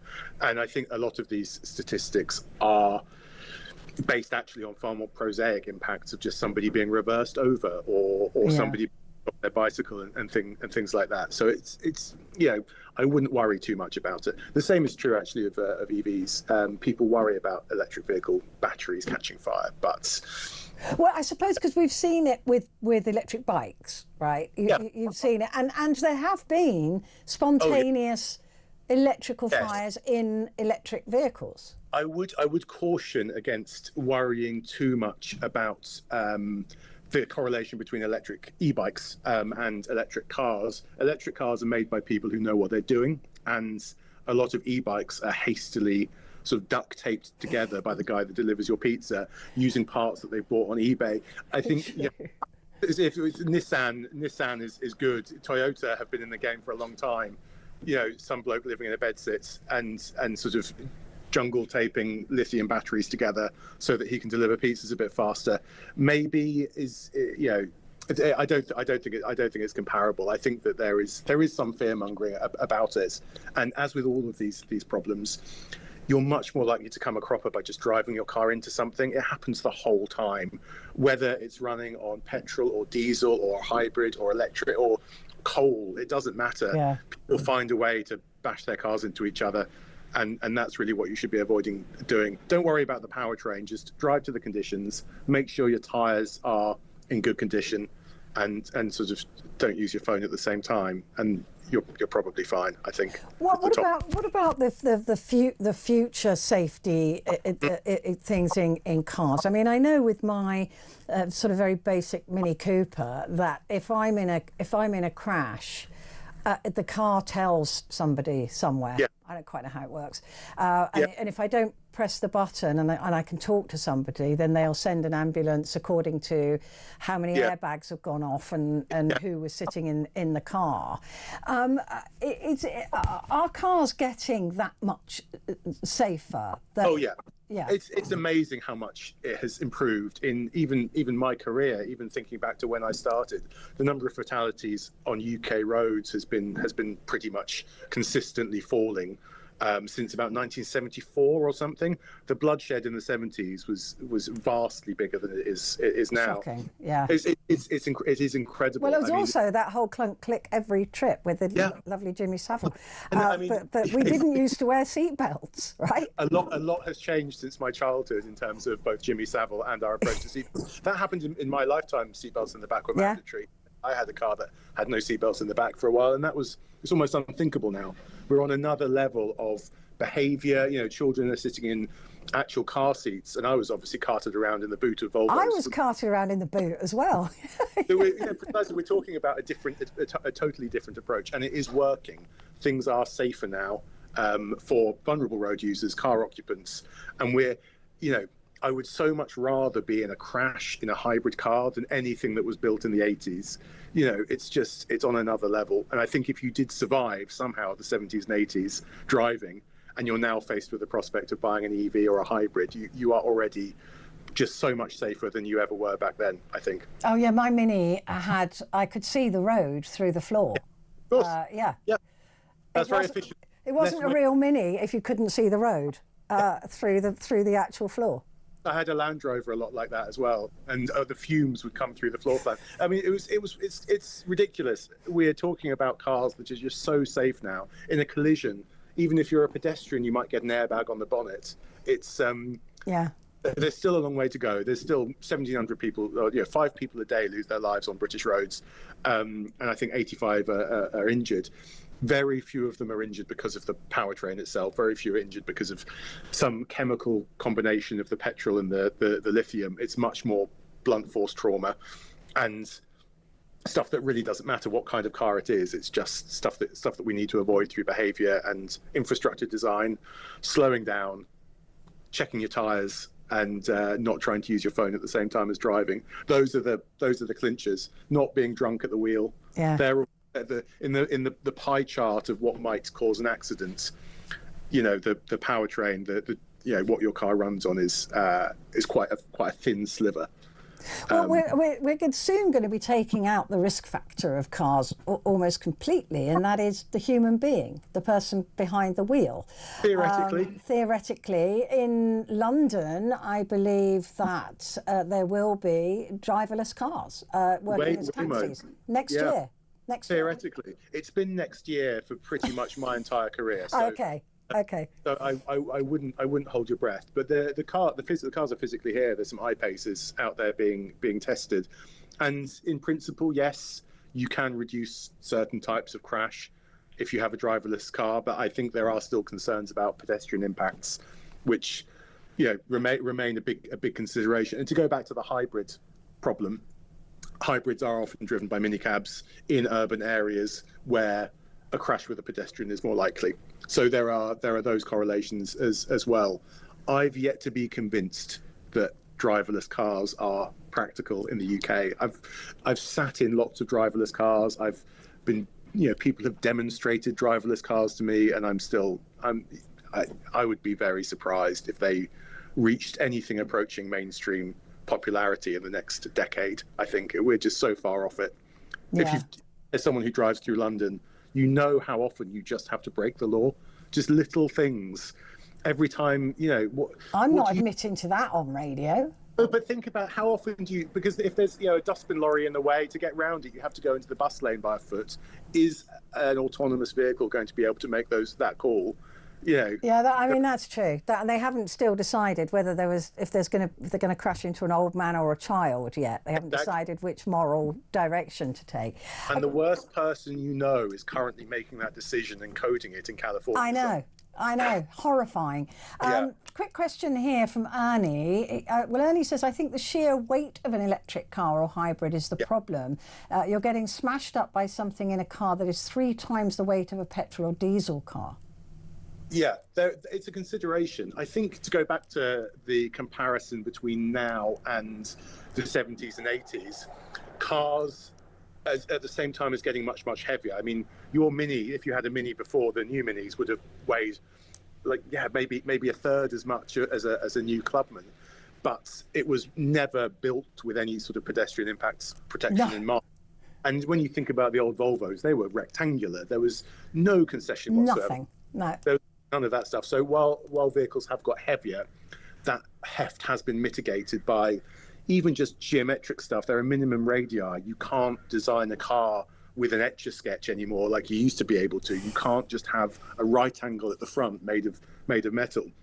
It has to be designed so that people bounce off, roll away. And if you get hit by a Volvo today, an airbag will pop up from the bonnet and cushion your head. There are so many developments like that. So while cars have got heavier, they have also got much safer in a lot of ways. And I'd still, I think, on balance, rather share the street as a pedestrian with vehicles that were built this decade than anything that was lighter and built in the 1970s. But that's just my personal approach. No, I would agree. I'm just thinking the difference between my old Mini, my first Mini, and this one. Ooh. Exactly. I'd rather you ran me over in your car that you have today than the car that you had in 1996. We can test that. We can. Very happy to. We'll do that. We'll go down to the loading bay of your studio. And you can give it a go. I'll hit you at speed and we'll see what happens. Sam has said, lovely to see you and Ned. And hope you both had a wonderful few days with your families and pets. And did Humphrey enjoy his first Christmas? Yes, he did. So there you go. That's Sam, who would normally listen to us later at night. Yeah, it's lovely seeing you in daylight. It's weird, right? Very weird. It's very weird. It's like the first time you met me standing up. It's like you've got legs. It's just a weird thing. Exactly. I thought you were just this disembodied torso. Most people would prefer that. Hi, everybody else who's come over to this slot instead of our. And we will see you, Ed and I, back in our usual position, 10 till 1, in the new year. Ed, it's lovely to see you. Thank you. Happy New Year to you. Happy New Year. Ed Wiseman there, travel and transport journalist. Quick break, back with your calls in just a moment.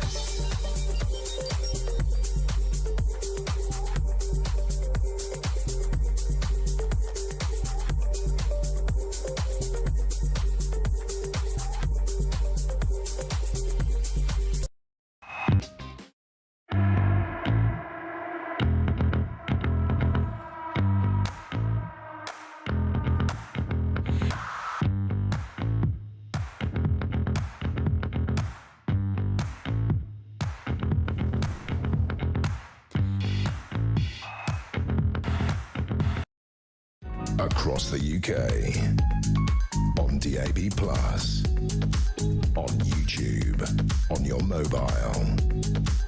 And on your side. This is Talk. Hello, good afternoon to you. This is Talk, and it is Petrie here with you. And if you've never heard me before, it's quite likely, I do late nights, which I love. You should come across. It's brilliant. It's fantastic. And at midnight, we have a section called Talk Back, and that is a whole hour of just phoning. So if you've liked what you hear, come and join me at 10 until 1. Let's just say 10 to 1. It changes sometimes. Monday, Tuesday, Wednesday. And I'd be absolutely delighted if you came across. Josh has sent me a message saying, your show is keeping me sane as I put together my 4-year-old's new kitchen. Josh, I'm so sorry. I remember the days. Have you thrown anything yet? Because I would have done by now.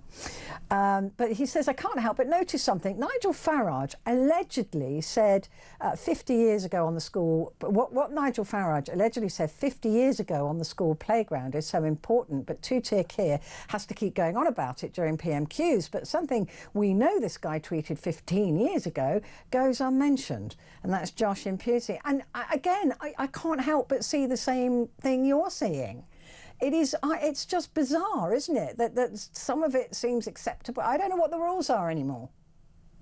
I mean, look, clearly, if he did do all that stuff 50 years ago, he was a scrote, right? He was a horrible little schoolboy, which I can imagine him being a bit arrogant and cocky and showing off and being that way. But on the same regard, that was a long time ago, and everybody's going on about that. But this guy, and actually, Sarah thinks she's got the reason for that. She said nothing will happen to this guy because he has the acceptable racist views. So it's acceptable to be racist, in Sarah's words, acceptable to be racist against white people. In fact, we're likely to see him fronting all the other establishment-approved hate causes like the anti-Jewish marches in the coming weeks. And again, even if you agree with that or disagree with that, that is what people are going to be thinking. It is as simple as that. You can't help but compare things, even if they are apples and oranges. And by the way, no form of racism is acceptable anywhere. Not in my view, anyway. Kevin is in Dorset, and Kevin wants to talk about Ukraine. I'm thrilled you want to talk about Ukraine. Good afternoon to you. Hi, Petrie. Lovely to talk to you. I've watched the late night push you just made, and I enjoy it all the time. Good. As a presenter, I think you add another dimension to all the presenters of Talk, which makes us, I say us because I feel that all of you represent the British people absolutely. 100%. As in combined, combined. We've got different views, but you know, it's across the thing, isn't it? Across the spectrum. Absolutely. And at the end of the day, we all have different opinions, but I think we all know which way the ship has to sail when you live in a country for the right reasons. Yeah. So my comments, I'll try and make them swift, and then we can always discuss after. But to help with a bit of info, so Ukraine was never Ukraine, obviously. It was many other, going right the way back over hundreds of years, all different parts of different small conclaves of small nation states and different things. It only started to materialize into something when Lithuania and Polish empires got together in the 14th, 15th century. So that's when it started to take form. In 1654, Russia started its move to try and start to conquer parts of Poland. And then ever since then, it's been having a little go all the time. We then had Ottoman Empire take the Black Sea area, and they started to take Crimea. At the same time, the Russians divvied up with them and said, yeah, OK, we'll help you do that. Later on, it all changed again, because in 1917, Russia then made a full-out war against Ukraine. And in 1921, they won. 1922, Russia made it a state called Ukraine, speaking Ukrainian Russian language. So as part of the Soviet Union, yeah. Yeah, and then wanted to slowly take it into the USSR. Yeah. There was obviously a lot of things bouncing around that, and then eventually, as you know, Ukraine came back to where it should be, and quite rightly so.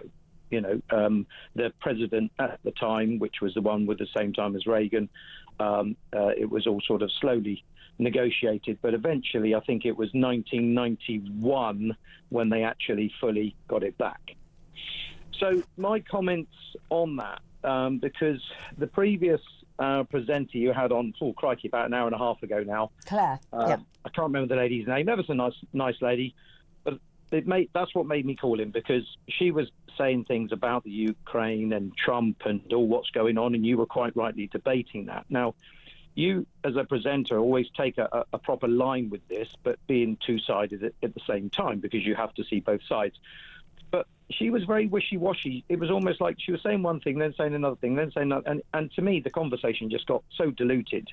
So where I wanted to come from my point of view, is when you look at history and you look at who's in charge of Russia, who's in charge of Ukraine, Ukraine is its own country. Yeah. It shouldn't be part of Russia. Germany took it in the war. We all know what went on in the Second World War. The Ukrainian people and lots of other people in Europe were terrorized by Germans and also terrorized by Russians twice over. Poland and Ukraine the most, I think. Yeah, absolutely. Including the Jews. So, you know, everybody got a bashing. So when you get the country back, then Putin, as far as I'm concerned, there should be no referendum in the Ukraine, because he's taken the Donbass area by force. Therefore, the people he's going to put in that area to vote will vote for him. So it's fairly obvious that those people will then vote for him, and then they'd have to give that land back. And that's wrong, because that's like exactly what's happening in England. And I will speak as I find, unfortunately. If you integrate a lot of Islamic people into a country, you then find that whole area has become Islamic, and then before you know it, that area then starts to grow, and then you lose your country. And that's what we're dealing with here at the moment. But going back to Ukraine, Putin's an aggressor. There's no two ways about it. He attacked the Ukraine. There wasn't a vote for him to take the country, which nobody would have a vote to take their country. We wouldn't have France voting to take part of England.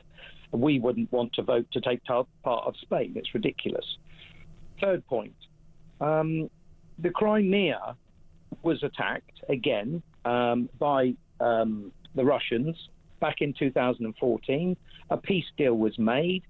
Russians keep it. Well, we appeased him. It was appeasement, wasn't it? Absolutely. It was, you have that for now, but leave the rest alone. And that has been proven to have failed. Absolutely. And what has he gone and done? He's put a military base on there. Yeah. So there we go. So you give him the Donbass, he's going to have a straight road to Kiev. Then we go to the next argument. Putin was basically, he's not going to attack the Ukraine if the US and NATO stand firm. We don't even have to stand together, US by itself or NATO by itself. People have got to stop being woke. They've got to stop. You know, if you are attacked in the street, take it to an everyday situation. I studied law, I've done policing, all the different things. If you're attacked, you're allowed to defend yourself.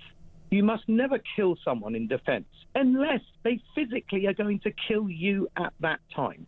You can't turn around and have a nice chat. No. You can't turn around and say, oh, sorry, just before you kill me, could we just come to a deal? It doesn't happen. And it doesn't matter how much we love each other. I'm a Christian.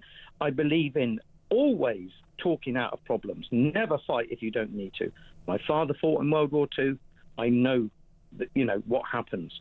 We then look further on in this and we say to ourselves, well, okay, we've got the Ukraine.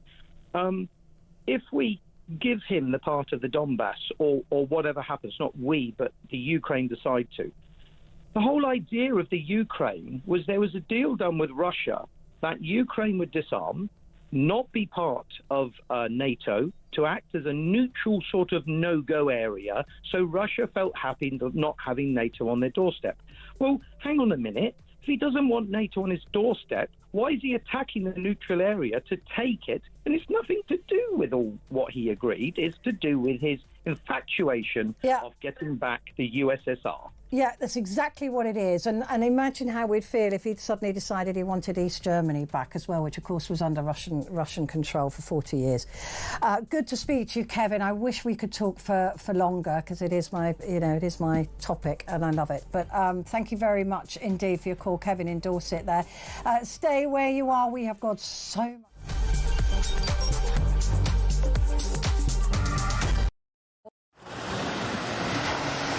Libya has become a major transit route for refugees and migrants from sub-Saharan Africa, and many of them come through Libya dreaming of getting to the UK, particularly from Sudan, where there has been a civil war waging for the last 2 years. And those asylum seekers or economic migrants who make it from Sudan to the UK have a 99% chance of being given leave to remain. So I spent several hours talking to immigration chiefs here in Benghazi on the east side of Libya. The Libyan National Army has a very good grip on the immigration problem, albeit fighting against a huge crisis with limited resources.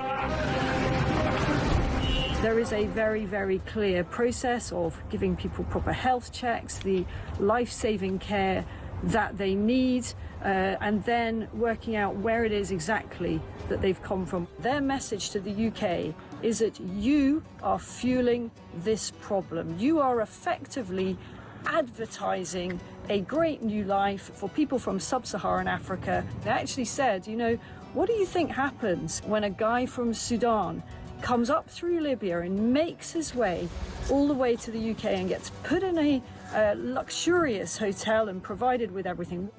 And make no mistake, it is a perilous journey. We see it from the end point. We see the Channel crossing as the dangerous bit. But actually where these journeys begin is in the hot desert. Many, many tens of kilometres have to be covered on foot by these migrants. And as many as 1 in 4 do not make it.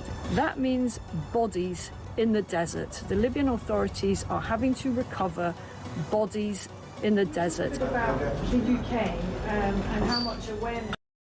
Across the UK, on DAB+, on YouTube, on your mobile, and on your side. This is Talk.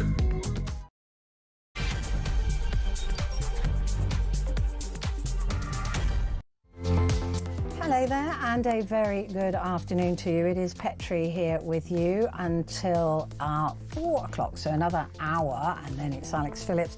And just to let you know that Ian Collins will be back in this time slot from Monday at 1 o'clock. For now, though, you can catch him tomorrow on Breakfast from 6 a.m. So he's covering the breakfast show and I'm covering him. And I will be covering him today, tomorrow, Wednesday and Friday. So you can find me across this time slot, and the only day off is Thursday. So that's what's coming up. But it's time now, really, to look backwards and to look back at some of the stories that have been the big stories of the year. For me, there is only one. For me, my big story of the year is the horror of Trump and Zelensky in the Oval Office. That's the one that stands out to me the most, when Trump and Vance and his cronies decided to humiliate Vladimir Zelensky. That's my big story. But different journalists have different big stories. We decided to look at those through this week. And joining me now to discuss his big stories of the year is John Boothman, political correspondent at the Sunday Times in Scotland. John, season's greetings. And to you. Yeah. How was Christmas? All right? Oh, terrific, terrific. Family was here. My daughter's just gone back to Glasgow. My son's away off to the north of Scotland to see his girlfriend. And there's just the two of us left in the house now. So Yeah, Did they been drink? really nice. Did they drink everything and eat everything and then leave? No, as you can see, I ate everything. So yeah, they had the odd drink or two, I think. Yeah. Good, good. Well, I'm glad that drams were drunk. Talk me through what your big stories of the year, and I know that the Zelensky-Trump one is huge for all of us, right? None of us could quite believe that. But you've chosen Trump as your first one because he was literally omnipresent. He was everywhere all the time. He's everywhere. He's flooded the zone. He's everything. You know, whether it was Gaza, whether it was Ukraine, whether it was all these other wars he claims to have stopped, whether his domestic agenda and all the things that he's done there, and immigration and everything else, tariffs. Oh, yeah, everywhere you tariffs. looked, it was just Trump. I mean, my memory of Trump this year really was when he came to Scotland. In that he came to Britain twice in July and September.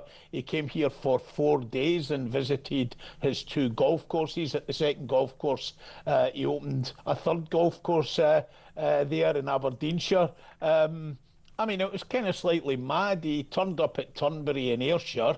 There's a £25 million security bill still to be sorted out between the UK government and the Scottish government for his trip to Scotland. But he turned up at Ayrshire. Starmer came and paid homage to him there.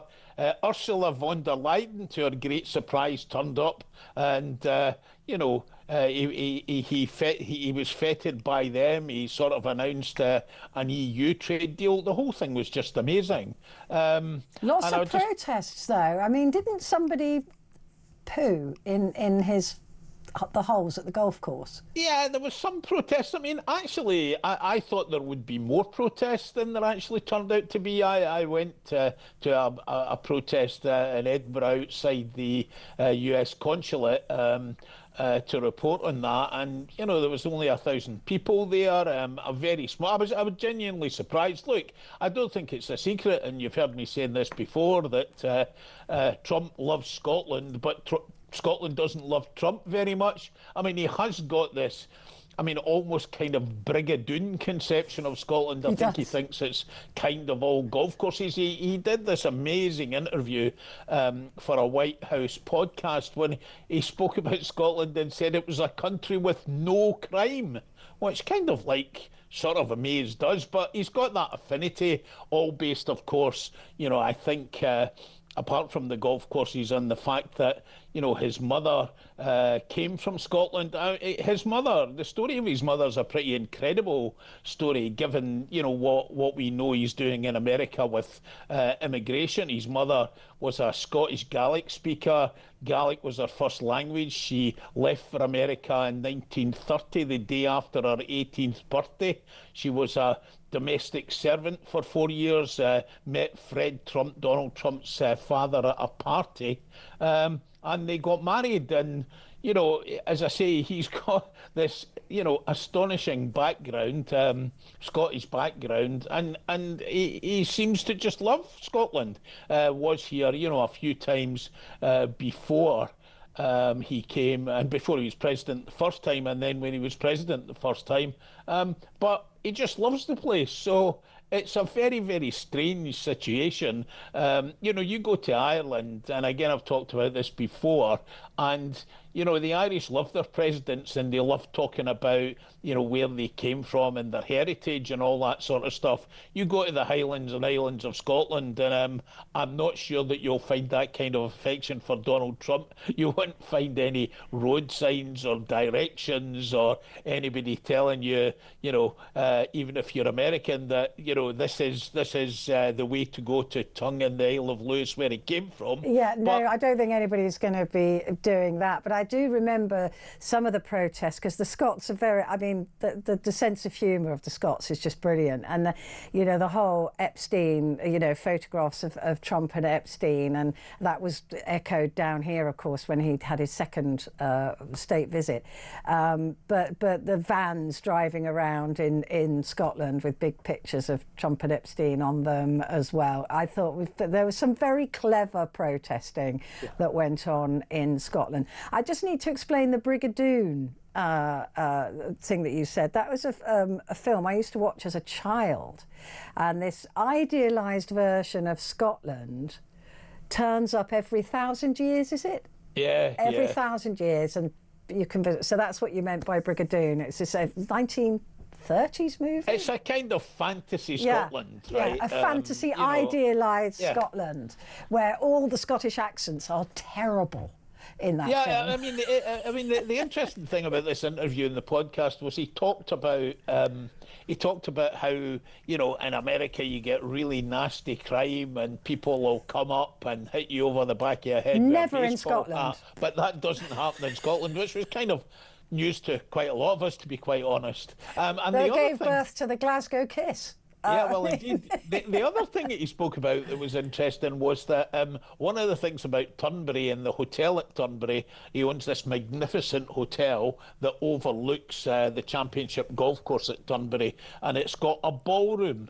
And he says that the ballroom that it's built now, isn't it, at the side replacing the east wing of the White House. He said he wanted it to be as good as the ballroom at Turnberry. Yeah, well, he hasn't built it yet. I think there's some problems with the building. Well, they've knocked down the old bit. They've knocked down the entire east wing without Yep. permission, and apparently he needed permission to do that much renovation. But he can't find, I think he can't find either builders who'll build for him because he's known for not paying, or architects who are prepared to put one up big enough for him. That seems to be the sticking point at the moment. Extraordinary times. The Supreme Court, let's talk about move forward to April. Look, yeah, tell me about this.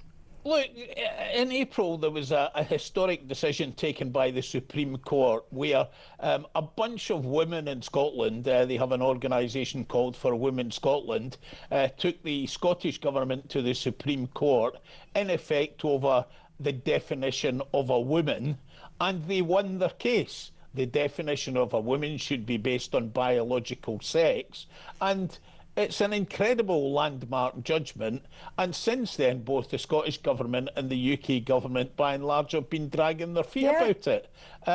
But, you know, there was a great article in the Sunday Times on Sunday about the three women behind this organisation. They're, I mean, three courageous, brave, in their 50s women. One of them's a health worker, one of them's a former financial advisor, the other one lives away up in Caithness as a farmer, 6 hours drive from the centre of Scotland.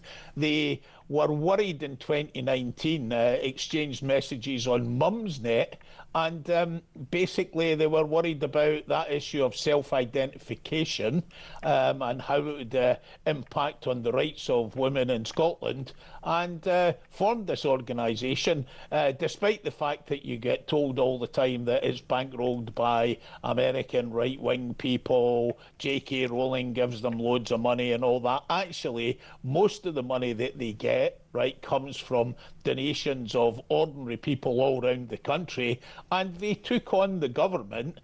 It ended up, having gone through, I think, the Scottish courts twice, and it ended up in the Supreme Court, and they've won. And still the governments are dragging their heels about it. I think it's an amazing story. It's got implications for all parts of everybody's lives, in Scotland, in the UK as well, and they've won the judgment, and still people are dragging their feet about it. In fact, the Scottish Government has yet to settle on the amount that the court ordered them to pay, some £400,000, because they say, For Women Scotland say, that the Scottish Government is worried that they'll end up back in court on some other issues. So they've been dragging their heels on that as well. But it's an astonishing story. And I think, certainly for me, and the work that I do in Scotland, one of the big stories of the year here and across the UK. Yeah, it's interesting because that seemed also the issue of transgender women being sent to, men who had become women being sent to women's jail started the kick in the teeth for Nicola Sturgeon, didn't it? I mean, that was a big explosion up in Scotland, and in fact ricocheted all the way down here.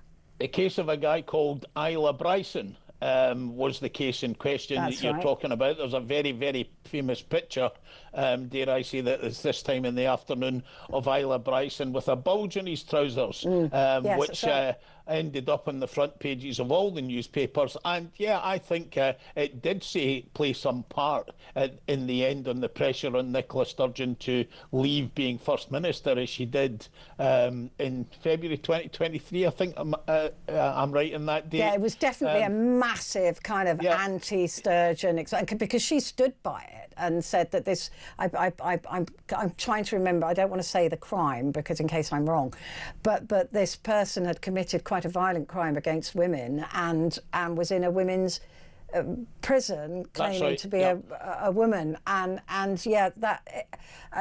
nobody could quite believe that Sturgeon was standing by that. So that. And the interesting thing about this is that that's the next court case. For Women Scotland are about to go back into court to challenge the current position held by the Scottish Prison Service that trans women can be in the women's estate. So that's the next court case that's going to get some prominence, I think probably sometime in the early part of the new year. I mean, I guess if they're in there for not paying their TV licence, fine. But if they've committed crimes against women, I just I can't even. John, we're going to take a quick break, but I'll be back with you in just a moment to take more of a look back at John's picks for 25.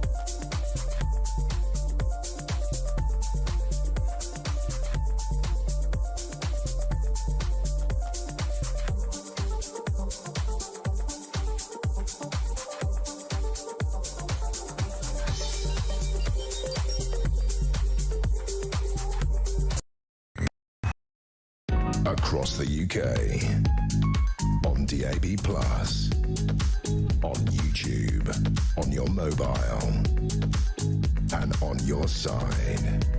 This is Talk. Hello, this is Talk, and it is Petrie here with you until the top of the hour.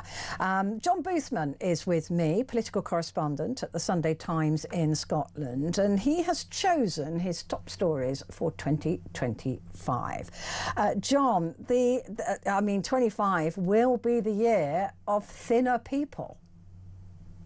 I'm astonished at the number of people who are on weight loss drugs. I talk to even some of my friends who I wouldn't expect. I spend a lot of time in the Scottish Parliament where I work for the Times and the Sunday Times, and we were having a conversation a couple of weeks ago just looking at the number of thinner politicians who were around and trying to pluck up the courage to ask whether they were on weight loss drugs. They'll just say it's diet and exercise. It's quite a difficult conversation to have. But, yeah. 1.5 million people in Britain on weight loss drugs. It's more than that, surely. I think so.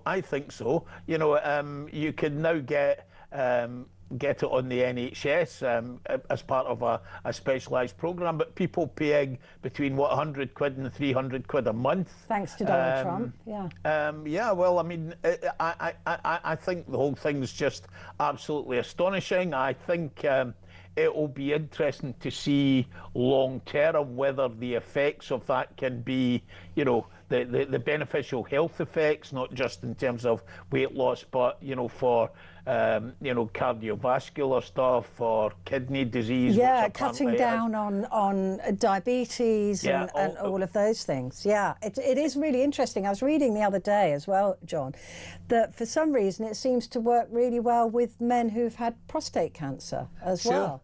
Sure. So it seems that there's more and more things coming clear that it can help with, and whether that's to do with the weight loss or the drug, I don't know. I suppose the jury's out on that. But I just wonder, you know, there's already studies suggesting that when people come off these drugs, that actually, you know, they put weight back on and the health benefits disappear. So I think it will be very interesting to see, you know, even in a couple of years' time, what the actual effect of all this is, right?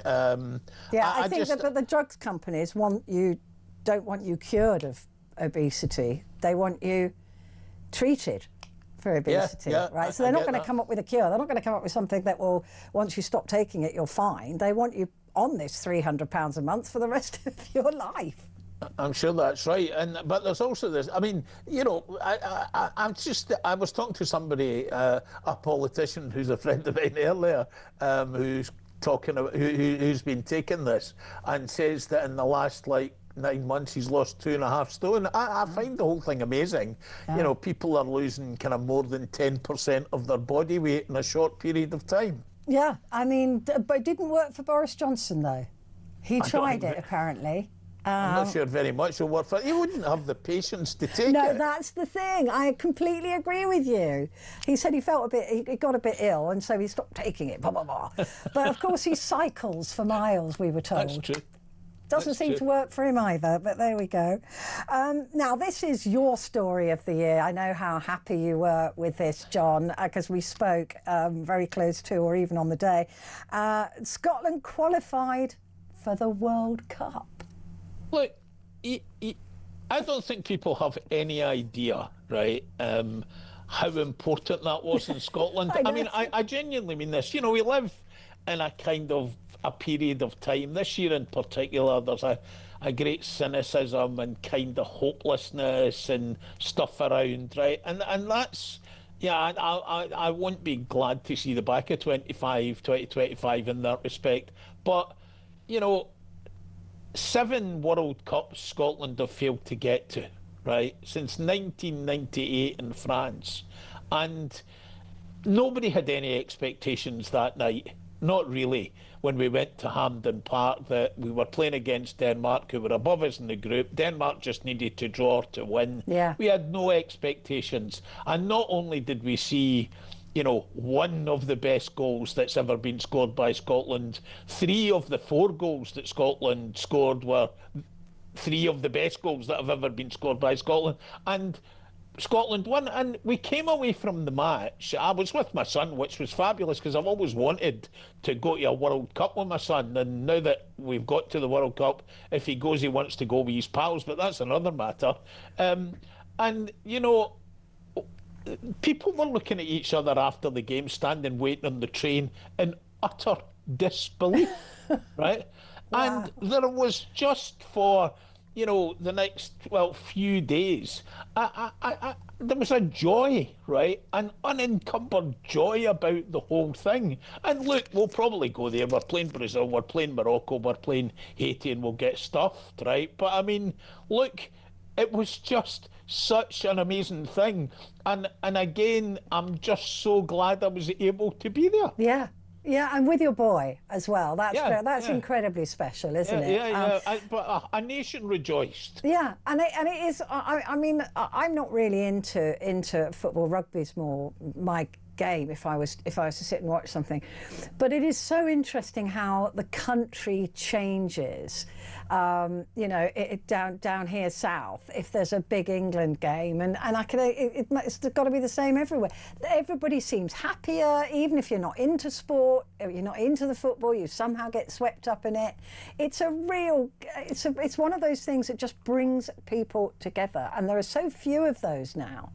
It used to be religion, but now it's sport. Football. Look, we, given our history at football, right, as traditionally a great football nation in terms of the players that Scotland have produced and the teams that Scotland have produced, it's been pretty fallow, right, this century. Right, this century, we're a quarter of the way into it. And, you know, Steve Clarke, who is has a reputation as being quite a defensive and boring kind of manager, managed to get us to the finals of 2 Euros. We didn't do very well. And now we're going to the World Cup. And you know, again, the bit of joy that existed last year for Scotland, again, we got stuffed by Germany in the opening game and stuff like that, was actually all of the fans, the Tartan Army, a new generation of people going to Germany. And actually, if there was a World Cup for football, a Euro or a World Cup for football fans, do you know what? Scotland would win it. And the country is really, really, really proud of that. And, you know, again, we're so used to football fans and hooliganism and all that kind of stuff. You know, Scottish fans moved away from that many, many years ago. And, you know, it's really, really good, right, just to see, you know, the team on the park doing something, having players like Scott McTominay, the best player in Italy last year, John McGinn, who's captaining Aston Villa. It's just been an absolutely amazing year to be a Scotland fan. Yeah, brilliant. Well, and it gives you hope, you know, for the fight. Yeah, for the World Cup. It gives you hope. Yeah. You can but dream. South Korea has passed a bill, or did pass a bill in August, banning the use of mobile phones in schools. You'd think we would have done that before South Korea, wouldn't you?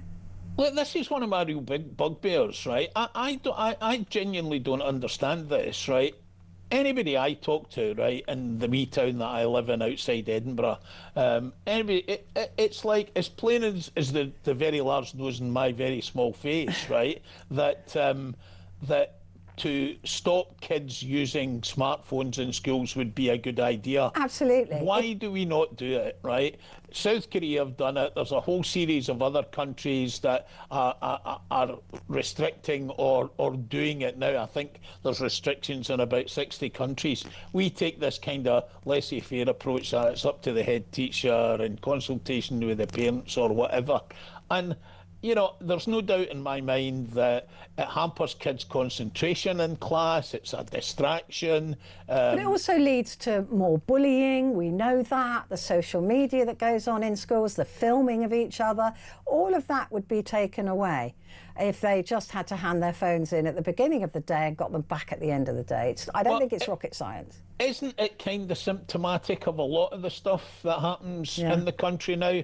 It's kind of, here is a pretty obvious solution to some stuff. Yeah, it will cause some difficulty for teachers. Yeah, initially, some parents will be very, very unhappy about it. But do you know what, right? You know, let's do something that would improve the lot of kids in the classroom, would help them to learn, and as you say, there's other benefits beside. And I, for the life of me, don't understand why political parties just don't see that. I agree with you, but like you said, it's symptomatic of a lot of stuff we see going on. And I didn't need to speak to my parents when I was at school. There was absolutely no requirement. In fact, I wouldn't have wanted to, you know, checking up on me. It's rubbish. And finally, is this wishful thinking? I don't know. 70 really is the new 60. Well, I thought this. I remember the story from earlier in the year. It was an age study that was carried out in England, and actually, it's not the same as I remembered the story looking back at it this morning for lots of other countries in the world. What this study does was it looked at people's cognitive abilities, it looked at their psychological and sensory responses, right, to a variety of things, and it came up with this, suggesting that, you know, better education, better nutrition, better sanitation for that group of people, right, who are now 70-year-old is the reason that that's the case. I mean, I'm speaking as a young man.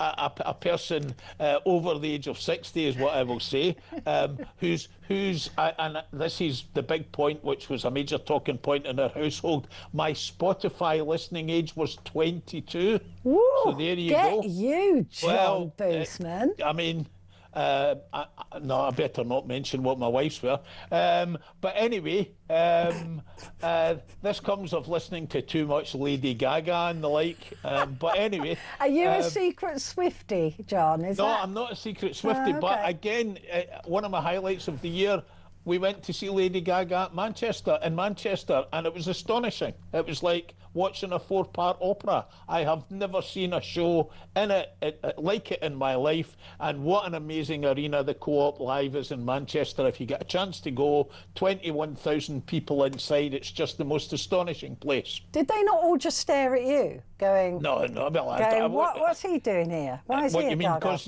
Well, I did once go to a concert, right? Where I'm sure, it was in the Hydro in Glasgow. I went to see Kendrick Lamar, believe it or not, and I was sure I was the oldest person in the audience by a factor of 3. I love that about you, John. I love that. John Boosman, thank you. Happy Hogmanay. I hope you have a wonderful new year. John Boosman there, political correspondent. Who knew that about John Boosman? Blimey. Political correspondent at the Sunday Times in Scotland. Quick break, back in a sec.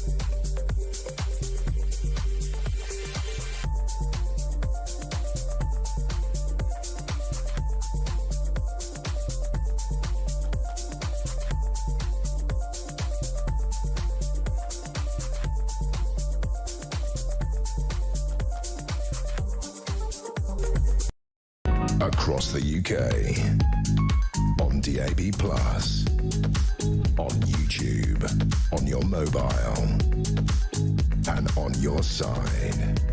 This is Talk. Hello there. I'm just checking up on a friend of mine who's just come out of surgery, and all is well. So I just got the news that he's okay, which is great. Anyway, back to the programme. We've been talking about the Egyptian dissident and talking about whether Alaa Abd El Fattah should be stripped of his British citizenship or not. We were also talking about Russia and Ukraine and the apparent peace deal getting a little bit closer. Matt says, Russia taking Ukraine land and being on their doorstep. I wonder how willing Trump would be to give up land in Alaska. Well, I don't think Trump would be keen to give up any land anywhere. Thank you for that. And David said it took 8 months to train a Royal Marines commando back in 1989 with backsquatting. It was about 10 months. Back then, there was a surplus of young Brits trying to get in. Can I ask where these boots on the ground for Ukraine are coming from? Britain can't security guarantee a chicken coop from a slightly hungry fox. Will the Labour MPs be sending their children to serve? David has said. Yeah, it's an interesting question because Vladimir Putin has already ruled out any NATO forces being on Ukrainian soil. So it would have to be American. It couldn't be Turkish because they're NATO. It couldn't be British. It would have to be American or South Korea. I don't know. But it's a very good point. Of course, we can't defend ourselves, let alone put troops on the ground there.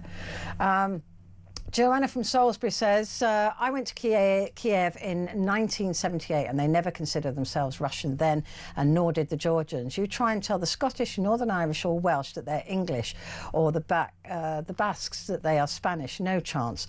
They put up with what is, but they are still separate nations. And this one from Ernie says, I don't think Putin wants an end to the war. And that's because he will have to explain to all the mothers, wives and sisters, now that the war is over, the 1 million+ boys and men that haven't come home, because he's kept them in the dark since the start of the war. And that's from Ernie. Yeah, I mean, I hope that peace happens very quickly, but we can't have it at any cost because it's not real peace if that is the case. Right, I'll read more of your messages and talking about Alaa Abd El Fattah in a while. But first of all, it is time to turn our attention to tantrums, and that is celebrity tantrums of the year. I know everybody else will give you celebrity gossip from the year, but I wanted to specifically look at the bad behaviour of celebrities because they need to be called out on their behaviour. And Bev Lyons, entertainment reporter, joins me now. Season's greetings, Bev. How are you? Oh, where are you? Hi, Petrie. Oh, I'm in Stirlingshire. You know, this is a time for exploration during this in-betweeny season between Christmas and New Year. So I thought I'd explore a little bit of village life. So that's what I'm doing right now. How brutally cold is it in Stirlingshire? A little bit, yeah. Hence the hat. I remember summer holidays in that area and they were still bobble hat weather, so I don't know what it's like in the winter. Beverly, let's talk about celebrities misbehaving, and there's certainly been a rash of them, hasn't there, in 25? There have. I mean, where do you want to start? Do you want to start with the Beckhams? And let's start with the Beckhams, yeah. The whole saga between Brooklyn Beckham and David and Victoria, and of course Nicola Peltz, his wife. And this all seems to have stemmed from the wedding, which wasn't this year, but obviously it's an ongoing saga. So when he got married, when Brooklyn got married to Nicola, of course, there were an awful lot of exchanges in the press about whether or not they were all going to get on. This whole the two powerful dynasties would meet. And of course, Nicola chose not to wear a Victoria Beckham dress. She chose a Valentino number instead for the wedding. And that was the first appearance of something that was slightly amiss. And of course, she said it was because Victoria couldn't make the dress in time, her people. And then the saga continued, online exchanges, lack of online exchanges, interaction, and recently they renewed their wedding vows and the Beckhams were nowhere to be seen, the parental Beckhams anyway.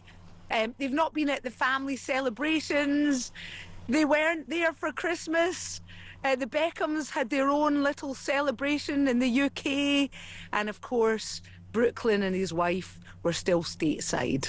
I mean, it's also, it is actually quite pathetic, isn't it? When you look at the wealth and the power and everything that they've got, and yet this is all being, they all leak, they all play this out in public, and it's like, why? I mean, I have, issues with family. I do talk about it actually, but no, I mean, you know what I mean? You don't go online and tweet and say this and that at each other all the time. If they want it private, keep it private. Well, that's right. But of course, I mean, look, the press love a good story between two powerful families, That's and the true. whole mother-in-law trope as well. And of course, it means that we break down every single minutiae of their social media posts. So, for example, the Beckhams just put up a video, Victoria and David, that is, of themselves singing Guilty. I think the song Guilty, saying something about they're not guilty, basically. And so you can read into that. Was that a veiled message to Brooklyn and his wife or not? And equally, Brooklyn and Nicola say things like they are having their best ever lives. Yeah. So people are saying that's without mummy and daddy, the Beckham side of things. So, you know, we break it down, we read into it. So I think we love it. You know, Yeah. as punters, people love to see that, you know, not everything is so perfect in a Hollywood world. Even rich people fall out. Yeah. But this falling out, I thought, was truly ridiculous. Celebrity traitors, which I thought was excellent. I enjoyed every single moment of that. And yet some of the celebrities took it to heart that there were traitors and there were faithfuls, in that they had to vote people out or kill them. Not actually, but you know. But they took it personally, and that was part of the game. But this one was a massive falling out. So this is between Paloma Faith and Alan Carr. And of course, Alan Carr was a traitor, and he had to kill off somebody rather hurriedly and very discreetly at a dinner party with the use of a flower. And, you know, it came to the point, and he was best friends, we were led to believe, with Paloma Faith before they went into the traitors. They had what was known as a bit of a celebrity friendship. You know, they were buddies. He says actually now that they've turned into proper buddies from this, but of course there was a lot of chaos in between, where there was a real falling out between them because he murdered his best pal. She was the first person to go. Yeah. You know, she was in a coffin. He did it in a rather dastardly fashion. You know, he sort of rubbed her cheek or whatever, you know, gave her a kiss or whatever it was, and basically she was dead, and she couldn't believe it. She said if the shoe were on the other foot, she would have never have done it to him. She went on the record saying, you know, it was an awful thing, and she was really very miffed about it and took it very much to heart. Of course, it showed a side to him that maybe people didn't expect. People always thought that he was quite a sweet guy, you know, quite laughable and very, you know, friendly. I don't think course, you reach that level of success without a spine of steel. You know, he managed to. I mean, I love him. I love everything he does. But I just find him hilarious. But yeah, I just think a lot of them in that programme fell out over what was a game. It was a game. That's right. Somebody had to. Jonathan Ross had to be dastardly. He was a traitor. You know, the traitors had to do things, and yet they were being criticised for it. It's like, hang on, you know, it is actually just get real and stop taking yourself so seriously. It is a game, and remember, it's all for charity. And you know what? In the long run, it's probably done them all favours because it's given them more pages in the press, more online presence. And you know what? They're probably going to be offered the latest positions that are going. I mean, I know that Alan Carr was up for the whole Strictly thing as well. So who knows what's going to come from it? But I'm sure it didn't do them any harm in the long run. No, but being petty and moaning about a game doesn't do you any favours, whoever you are.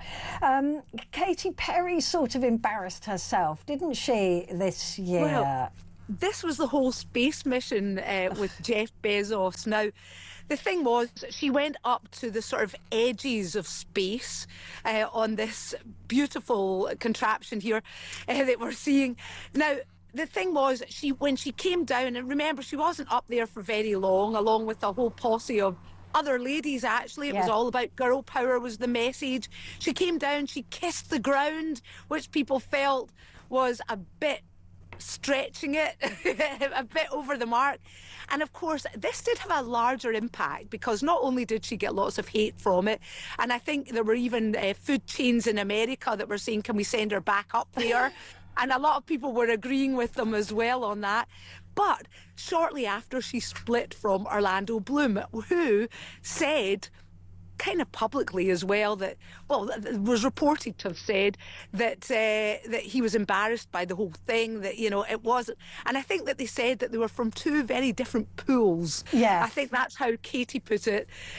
But that was one that actually resulted in a split, if you think about it. I mean, that was the final icing on the cake. And what a space cake it was. Yeah, I mean, she was embarrassing, that whole holding the daisy instead of looking out the window and then kiss, and then calling herself an astronaut. Just like, oh, stop.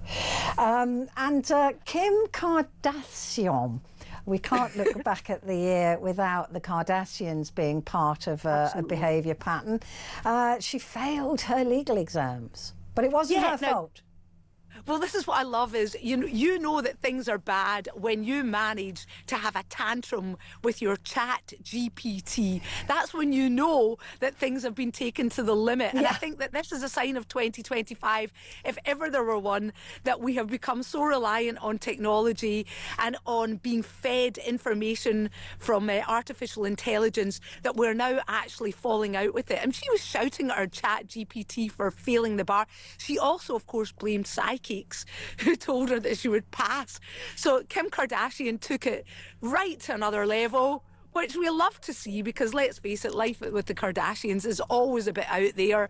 And that is just the icing on the cake, as far as I'm concerned, for Celebrity Tantrums 2025. Yeah, to have a tantrum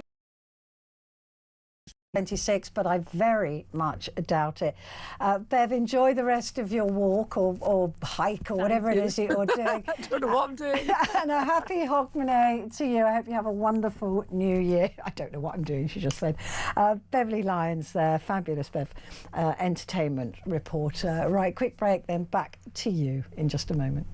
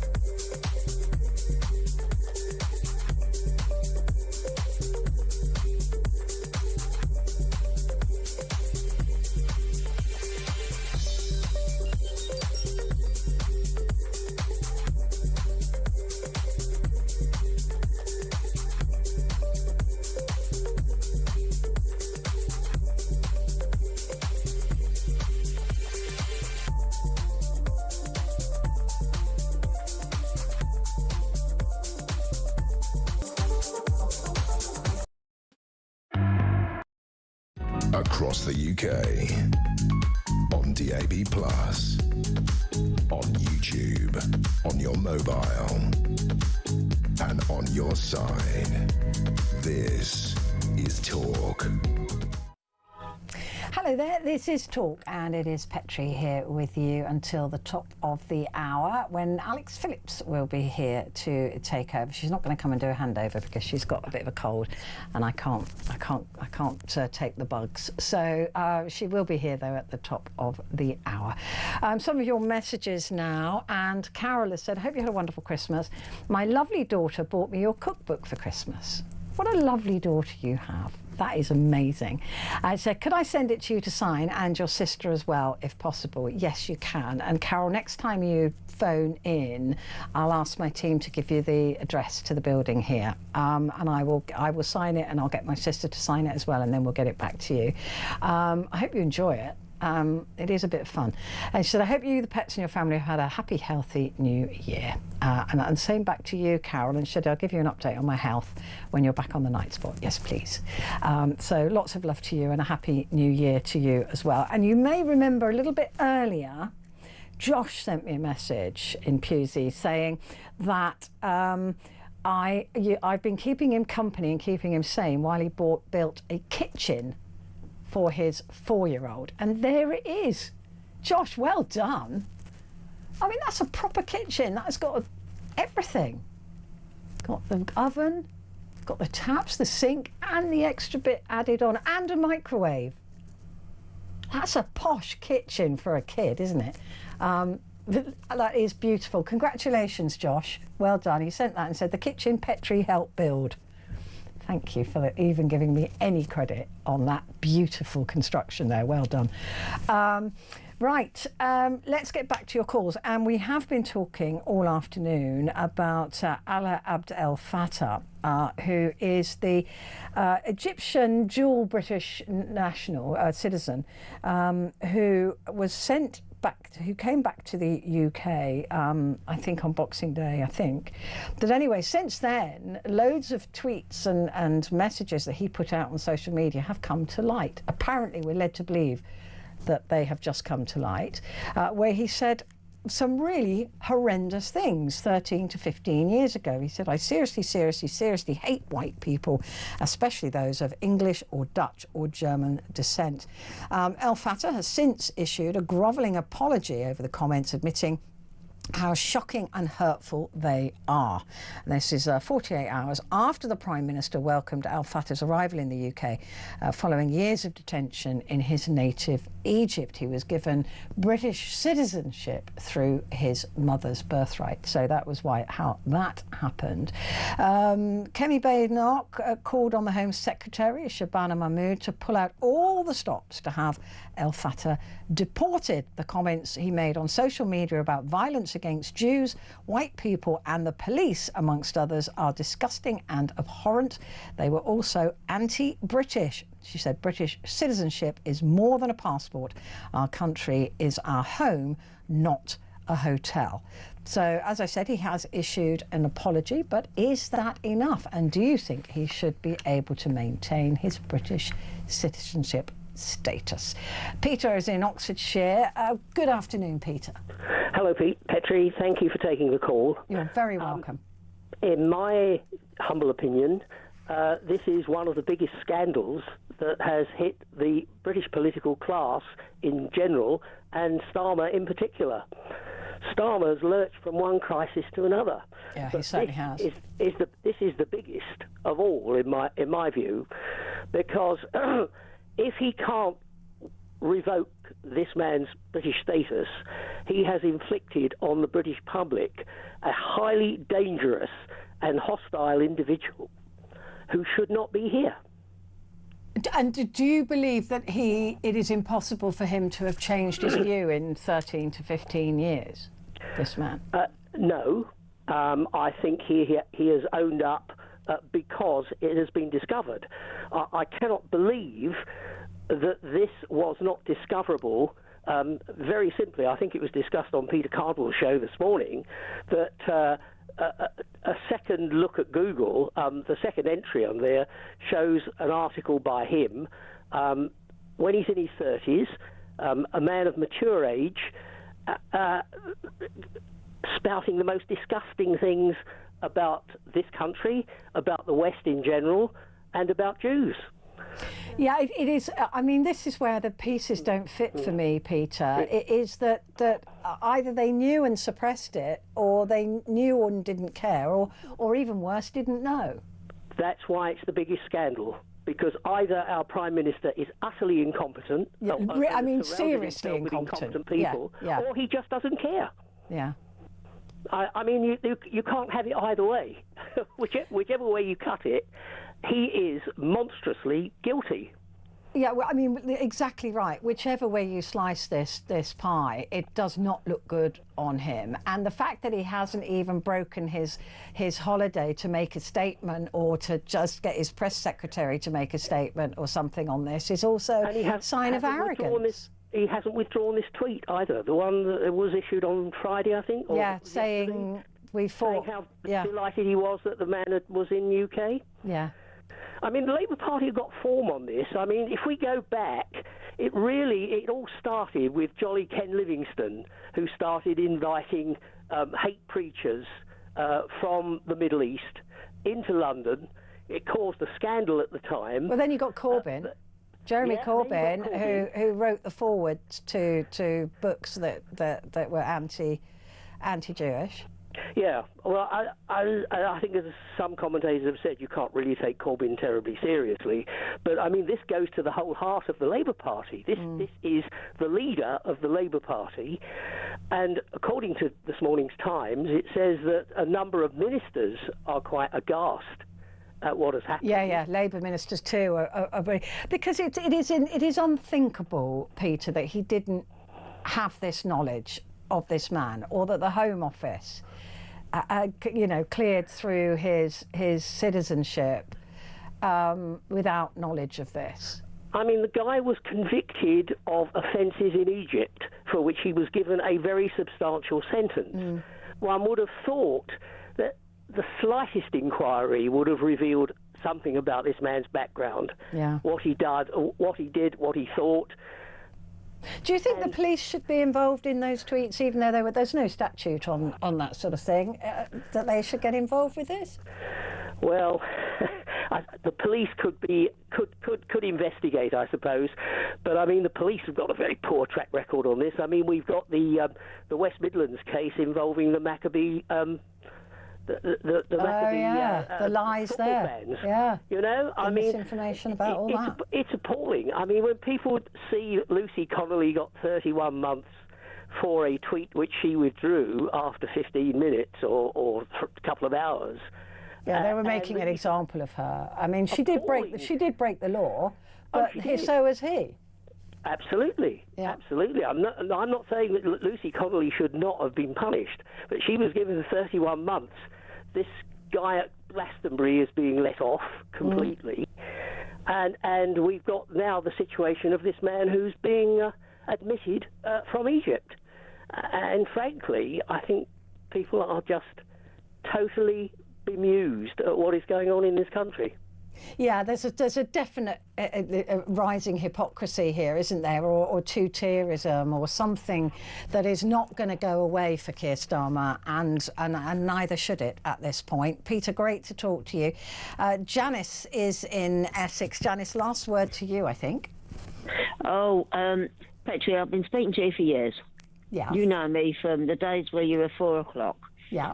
Could I please give a shout out for all the teams that work behind the scenes? Good plan. They listen to me. They take on the rat bag with the cat. And they are all the people that absolutely listen to me. They don't always put me through, but I think they we are need lovely to shout people. out. You're I agree. the only one that does it. I agree. I've got... Shout out. Dave, Matt, all those teams. I think that's Jana, I can't see, like and me. Gabriella. It is, it's Jana. Dave, Matt, You do, Jana and Petrie, Gabriella. You do. So I'm going to say, I hope you have had a great Christmas. Thank you. You know me, you've known me. Long you know time me for now, years. Janice, yeah. You know me, and the rat bag cat. But I just want to shout out for them, because they have to put up with me all the times I bloody phone. You are. So I mean, listen, you're very welcome, Janice, and you're absolutely right to point out. I say I'm the pest. You're not the pest. Never, never, never. Janice, thank you, and the teams all thank you as well for mentioning them, because they're the ones working all the way through the new year as well, and Christmas and all of that, and everybody forgets that they're there. I try to forget that they're there, but I'm looking at them. Ugly faces. I'm just going to finish the programme. Oops, I'm in trouble now. By going through a few messages. Janice, thank you very much indeed. So this one is from Penny in Essex. Says, hi Petrie, rage from the UK is now simmering under the surface. Does this moronic PM and government not realise what's going to happen? Not if, but when. Especially now we have this new situation with this vile person being given British nationality. Starmer's one brain cell has finally imploded. And like I said, that's from Penny in Essex. This one from David. It just goes to show both Boris Johnson and Sir Keir Starmer treat British citizenship as a flag of convenience that is to be dished out to illegal immigrants arriving in small boats who claim to be refugees and displaced people, and now to people that spout extremist comments and hatred towards Jews and white people. I can't work out if Starmer is working for reform or just wants to see a civil uprising. That's from David in the Cotswolds. So that's all. There's loads more messages, but I wanted to finish on a lighter note for today, because I know that Alex is going to be picking up on this story.